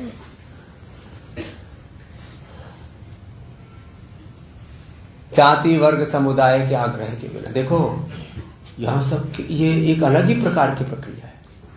और ये बहुत बड़ी बात है, भारत का पहला ये स्थान है नाथ परंपरा के बाद। नाथ परंपरा में भी अब तो कुछ जगह फिर लोग ऊंचा नीचा करने लग गए। सिद्धों की परंपरा में कोई जात पात ऊंच नीच भेदभाव, और वैसे भी सनातन परंपरा है तो सब जाति वर्ग समुदायों से, अलग अलग प्रांतों से, अलग अलग आयु वर्ग के, अलग अलग बैकग्राउंड से, और अलग अलग प्रभाव के प्रधान प्रकृति वाले, कुछ ज्ञान प्रधान प्रकृति वाले हैं, कुछ भक्ति प्रधान प्रकृति वाले हैं, कुछ कर्म प्रधान प्रकृति वाले हैं।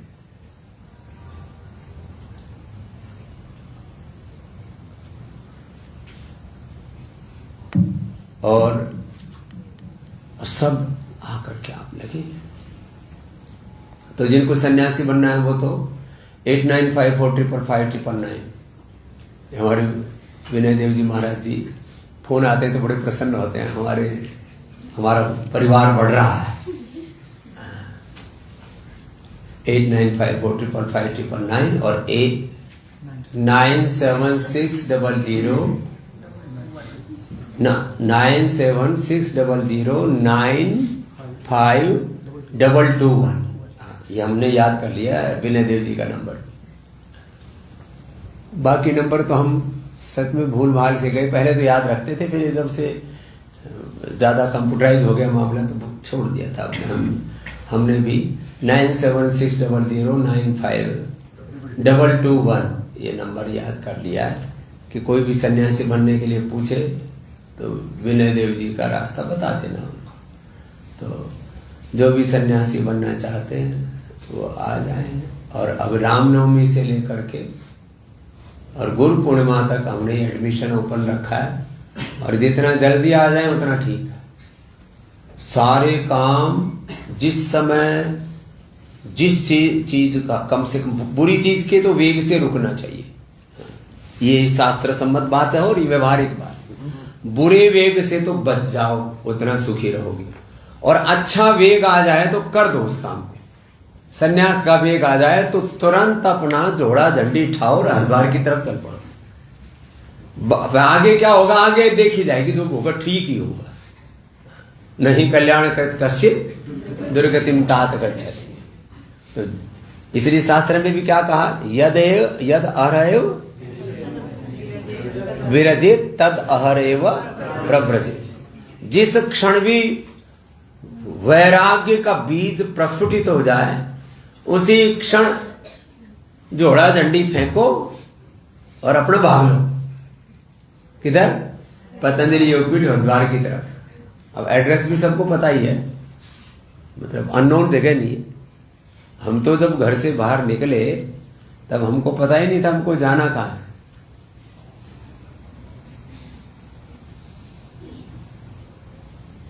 फिर भी हम तो भगवान ने गंतव्य तक पहुंचा दिया। और अब ऐसी सात्विक आत्माओं का आश्रय स्थल,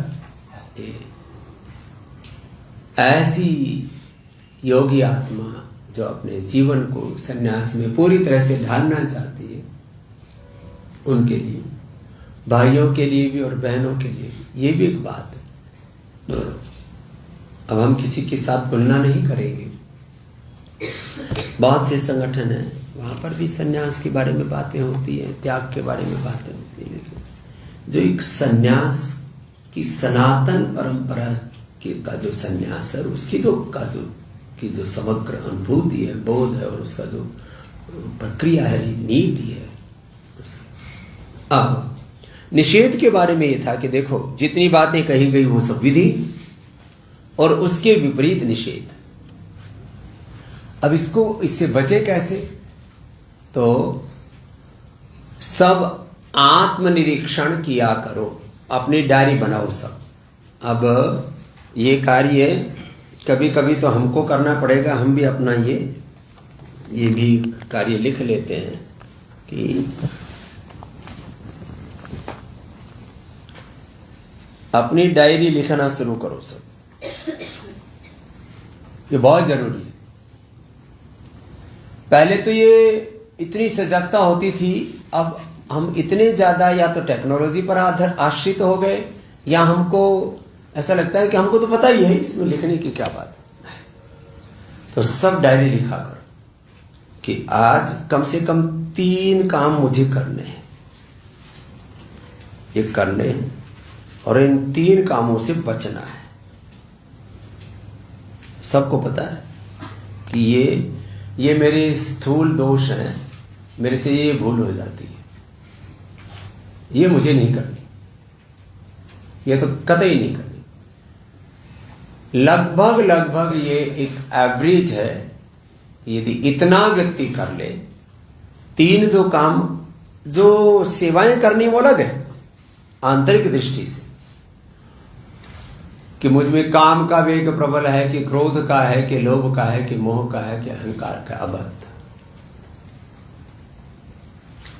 किसी व्यक्ति को, किसी को नाम रूप या स्वरूप को देखते उसमें एक मिथ्याकर्षण, उसके प्रति मोह, उसके प्रति आसक्ति, उसके प्रति कामुकता, भावुकता, वासना कोई भी पैदा होती, तो अपने आप को जैसे किसी में काम का आकर्षण है, तो जिस चीज से आकर्षण होता है, पहले तो उस आलंबन को हटाओ। फिर भी कोई कहेगी जी आलंबन कहाँ से हटाएं, तो आ ही जाते हैं सामने कोई ना कोई आलंबन। आपको हटना पड़ेगा उससे, इस तरह का परिवेश बनाना पड़ेगा अपना। आलंबन को हटाओ। दूसरा, उस दृष्टि को हटाओ। उस दृष्टि को हटाने के लिए हर स्वरूप में गुरु हरि का स्वरूप देखने का संकल्प बार बार अपने चित्त में दोहराओ। तो गुरु हरि की स्मृति से ये तत्व हट जाएगा।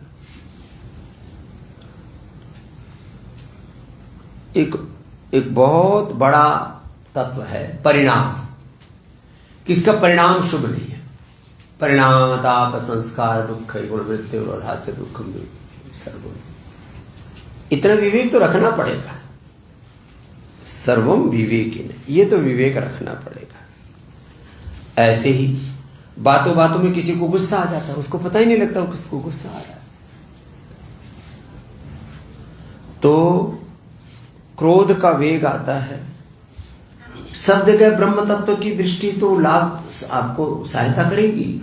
जब सब में एक ही ब्रह्म तत्व है तो किस पर क्या गुस्सा, क्या क्रोध और क्या दूसरी।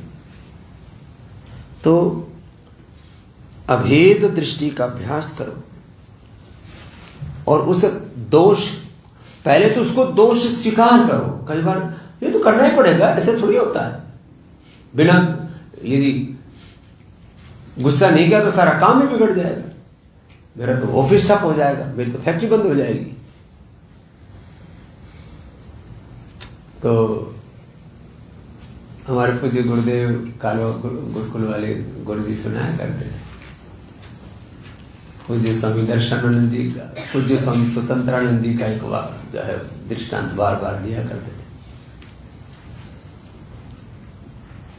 बोले इससे तो काम खराब हो जाएगा यदि तुमने गुस्सा नहीं किया था। बोले काम खराब तो होगा नहीं होगा, तेरा जीवन खराब हो जाएगा। तो ये हम एक अंग्रेजी का शब्द है एक्सक्यूज। एक्सक्यूज वैसे भी बोलते हैं एक्सक्यूज में, कुछ लोग फालतू में बोलते रहते हैं, बहाना ढूंढते रहते हैं और अपने दोषों को हम ढकते रहते हैं, अपने दोषों को पुष्ट करते रहते हैं। नवधा तुष्टि है ना, नवधा तुष्टि। तो काम का वेग किसी में प्रबल, तो कोई ना आप में से कोई ना कोई, किसी में काम का, किसी में क्रोध का, किसी में लोभ का मोह वेग प्रबल हो जाता है। मोह, मैं तो इसके बिना रह ही नहीं सकता, इस बात के बिना। अब बताओ सन्यासी में मोबाइल का मोह हो जाए। मैंने एक दो सन्यासियों को मोबाइल के लिए रोता हुआ देखा, तो बहुत जोर से भागे, डांटा जोर से, ऐसे बिल्कुल बिदक नहीं जाना, तेरे को मोबाइल के कारण से रोना। किस तरह का विवेक और वैराग्य है तेरा। वैसे कहते हो गुरुजी आपके लिए जिंदगी छोड़ दी, मोबाइल छोड़नी है। तो गुरु कहे तो जीवन छोड़ने के लिए तैयार हो जाता है शिष्य, तो मोबाइल छूटा नहीं, उसी में मोह आ गया। क्यों? ये अविवेक है और कुछ नहीं, प्रमाद है। चल काम क्रोध लोभ मोह अहंकार, कई बार तो पता ही नहीं लगता कब किधर से कौन सी बात घुस गई और अपने भीतर प्रविष्ट हो गई। इसलिए विधि के साथ निषेध की भी चर्चा की जाती है। हमने पहले विधि की चर्चा की, ऐसा करना है।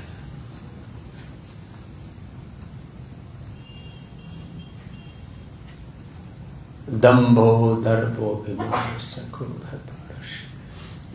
फिर पूरा विस्तार है आसुरी संपदा का। तो ऐसे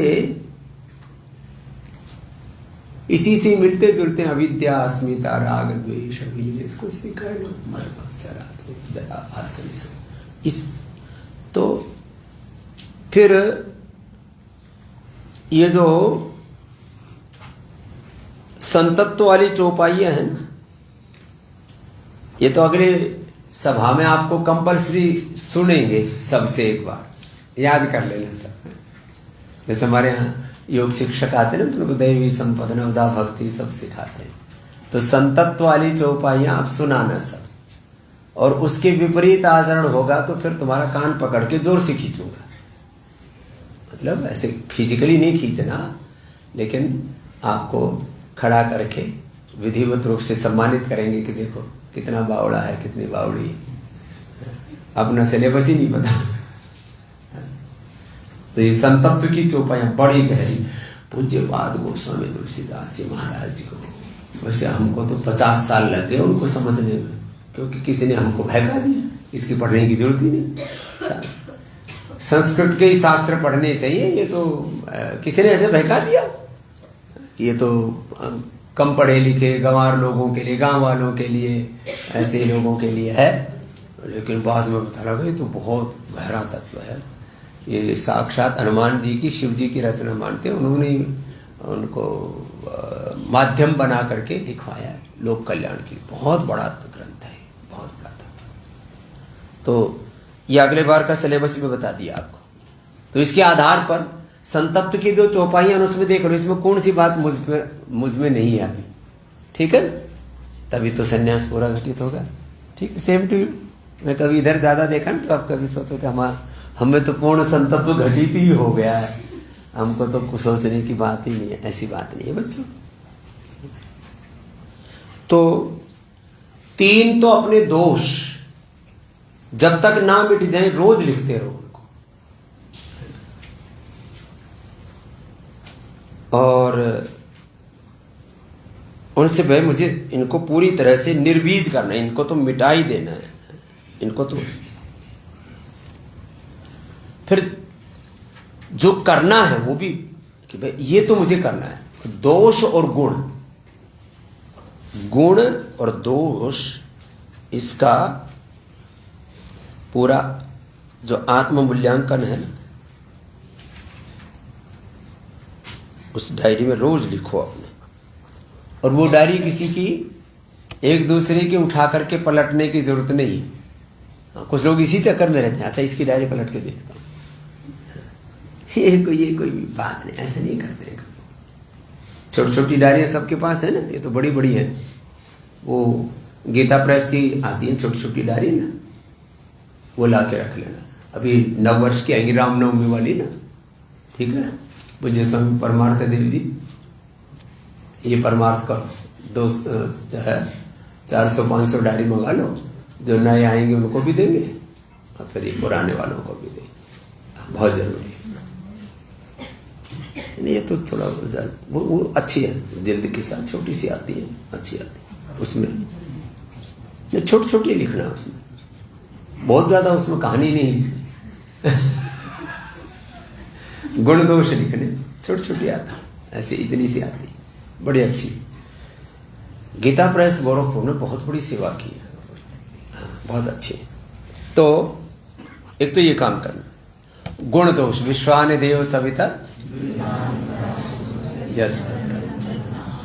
तो वैसे सिखाने की प्रक्रिया में दोषों को पहले बताते हैं, ये तो नहीं करना बिल्कुल भी, क्योंकि वो यदि किया ना तो फिर यदि ऐसे दोष बच गए तो वो तो ऐसे ही हो गया ना कि आपके पास में 1 टन 100 टन दूध है, उसमें 1 ग्राम किसी ने साइनाइड डाल दिया, हो गया सब काम बेकार।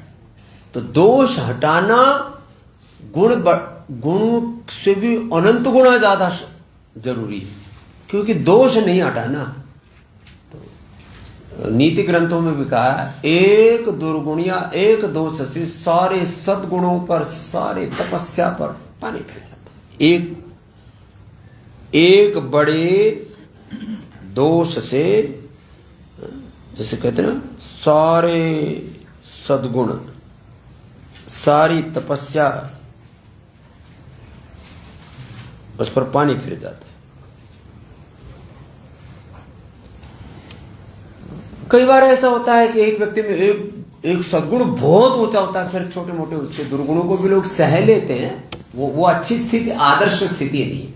तो गुण दोष की विवेचना के साथ आज की बात को, अब हम तो ऐसे ही बात करते जाते हैं, तो बातों में से बात निकलती जाती है, लेकिन एक बात तो हमको अच्छे से समझ में आती है कि आप हमारे सब बालक पूरी तरह से कम अपने गुरु के लिए तो पूरी तरह से खुले हुए हो। एक पूरी संसार का नियम है हर क्षेत्र में कि कम से कम एक स्थान ऐसा होता है जहां पर कोई ओला नहीं, कोई लुकाव छुपाव नहीं।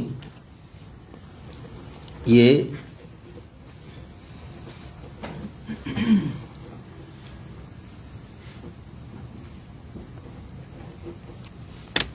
ऐसे गुरु की बात तो सब बच्चे मानते हो, और नहीं तो किसी को दोष भी कोई बता देना तो बुरा लगता है। तो आप अपने आप को ऐसे ही इस पूरे संन्यास में ढाल रहे हो, और मैं आश्वस्त हूं कि एक दिन सब में ये पूरा का पूरा संन्यास अवश्य ढलेगा, और संसार में जितना भी अंधेरा दिख रहा है ना, ये अंधेरा राजनीतिक उपायों से, आर्थिक उपायों से, वैज्ञानिक उपायों से सटने वाला नहीं, ये तो किसी की संत की तपस्या के प्रकाश से ही संसार का अंधेरा है। ये बात एकदम तो इसलिए आपकी जो तपस्या है, आपकी जो साधना है, वो साधारण नहीं है, वो असाधारण है, अप्रतिम है। तो ऐसे आपकी साधना को, आपके संकल्प को, आपके समर्पण को, आपकी कृतज्ञता को प्रणाम करते हुए आज जो बालक हमारे पूज्य सन्यासी भाई बहनियां नहीं है, एक बार उनके लिए भी बहुत बहुत सेवा की अपरिहार्यताओं के बीच वो अपने अपने स्वधर्म में अडिग रहते हैं। कुछ पूज्य आचार्य श्री के साथ जो है मार्ग में है, वैसे तो सबको मैसेज तो कर दिया था ना, मैंने दे दिया। तो सारे सन्यासी जो बाहर सेवा में रहते हैं किसी कारणवश, या कभी किसी को जाना पड़ता है, तो सन्यासियों के जितने भी मोबाइल हैं उनका एक व्हाट्सएप ग्रुप पर मैसेज डाल दिया करें, जिससे कि उससे जुड़ सके। और वैसे इसमें कोई लुकाव छिपाव से तो हम रखते ही नहीं, 99% नहीं रखते। हम कई बार गोपनीय बातें भी होती हैं, तो ऐसी कोई गोपनीय बात नहीं करनी थी, इसलिए आज का हमने ये पूरा अनुष्ठान फेसबुक लाइव पर भी कर दिया। तो जितने भी आत्माओं के भीतर जरा सी भी कहीं चिंगारी होती है, तो पता लगा कि ये सत्संग आदि से उनके भीतर के भी अज्ञान के पर्दे पूरे हट जाते हैं, और उनमें भी प्रकाश घटित हो जाता है। ऐसे भी सात्विक आत्माओं का हम बहुत बहुत अभिनंदन करते हैं। वैसे तो देखो, मैंने देखा 99% लोग 99% संदर्भों में नेगेटिव सोचते हैं। हम यदि नेगेटिव सोचते तो जहां भगवान ने हमको पहुंचाया, और जहां भी अभी तो बहुत बड़ा घटनाक्रम शेष है जो हम सबको निमित्त बना करके भगवान करना चाहते हैं, तो भी 100 करोड़ से ज्यादा लोगों का विश्वास पाना, ये बहुत बड़ी हमारी संपत्ति है। सबसे बड़ा संकट विश्वास का। पूर्ण विश्वास में प्रतिष्ठित होकर के पूर्ण श्रद्धा, पूर्ण शरणागति में आकर के सन्यासी हो जाना एक बात है, लेकिन नहीं, हमारे सनातन धर्म का एक सन्यासी है, हमको तन मन धन से एक सन्यासी के संकल्प को पूरी तरह से सफल बनाना है। इसके लिए करोड़ों आत्माएं हमारे लिए पुरुषार्थ करते हैं, और जो हम कहते हैं वही करते हैं। योग का व्रत है, वेद का व्रत, सदैव का व्रत, सनातन मूल्यों को जीवन में साधने का व्रत, और लगे हुए। बहुत बड़ी घटना है।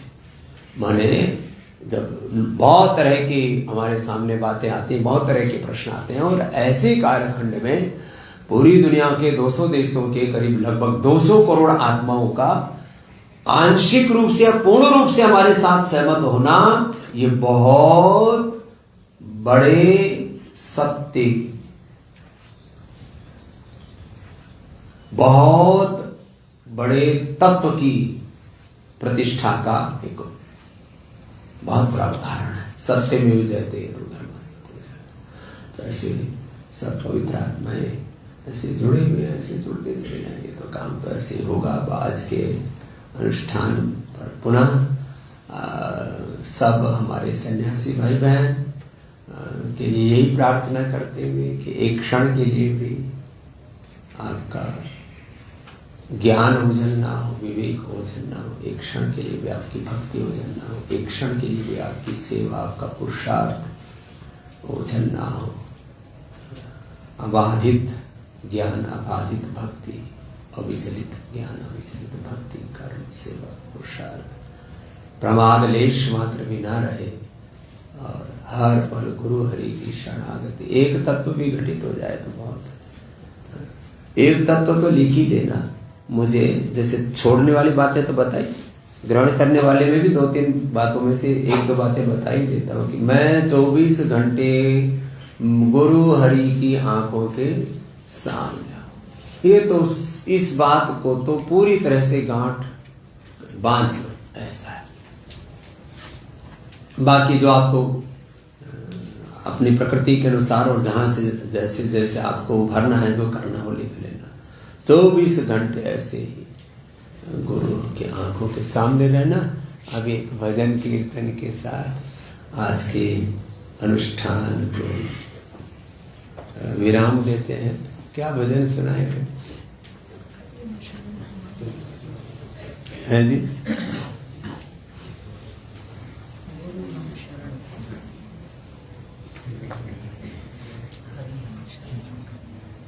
चलो भाई सुनाओ। हरि हम शरण तिहारी, गुरु हम शरण तिहारी, हरि हम शरण तिहारी, गुरु हम शरण तिहारी। शरण पड़े हैं द्वार खड़े हैं, शरण पड़े हैं द्वार खड़े हैं, विनती सुनो हमारी, हरि हम शरण तिहारी, गुरु हम शरण तिहारी। मात पिता तुम ही हो बंधु, तुम ही सखा हमारे। मात पिता तुम ही हो बंधु, तुम ही सखा हमारे। तुम ही रक्षक, तुम ही स्वामी, तुमसे नाते सारे। तुम ही रक्षक, तुम ही स्वामी, तुमसे नाते सारे। तुम बिन नीरस है भगवन ये, तुम बिन नीरस है भगवन ये, सारी दुनिया दारी। हरि हम शरण तिहारी, गुरु हम शरण तिहारी। इस जग में आधार तुम ही हो, तुम ही पालन हारे। इस जग में आधार तुम ही हो, तुम ही पालन हारे। तुम ही नैया, तुम ही खिवैया, हम तेरे ही सहारे।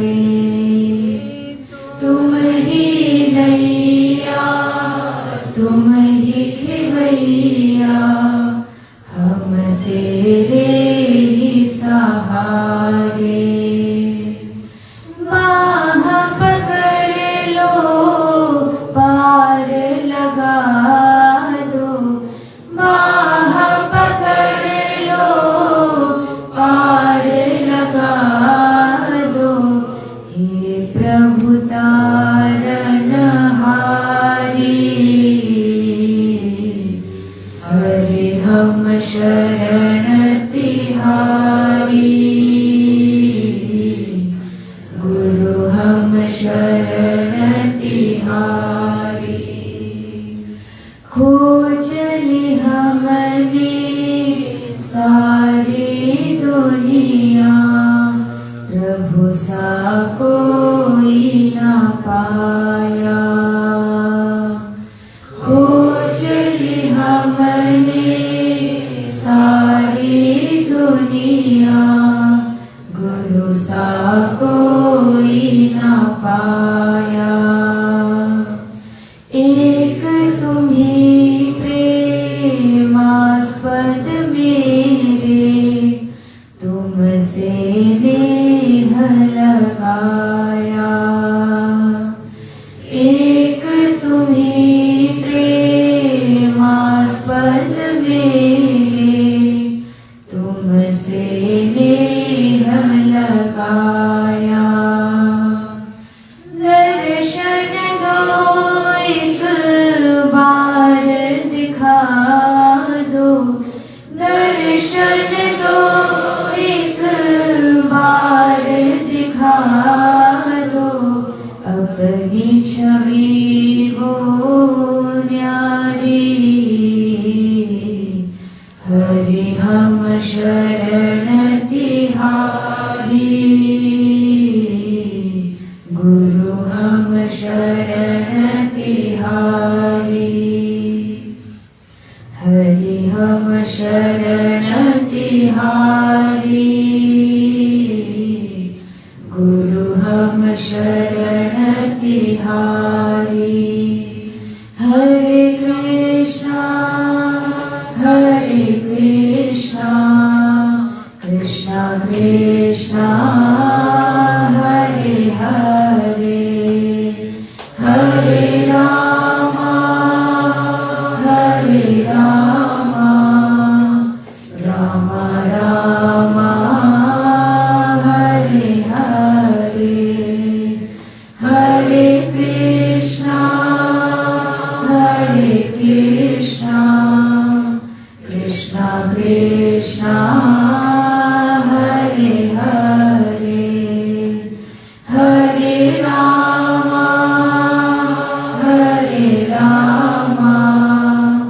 राम राम हरे हरे, राम राम हरे हरे। कृष्ण कृष्ण हरे हरे। ऐसे अपने चित्त का हम अभ्यास बनाए कि एक बार हमने राम बोला, एक बार हमने कृष्ण भगवान, शिव भगवान, भगवती नामस्मरण किया, एक बार हमने गुरु का आश्रय लिया, तो बस वो तत्व हम में और हम उस तत्व में पूर्ण प्रतिष्ठित हो जाए। ऐसी ही भगवान से सबके लिए प्रार्थना है। ओम शांति शांति शांति।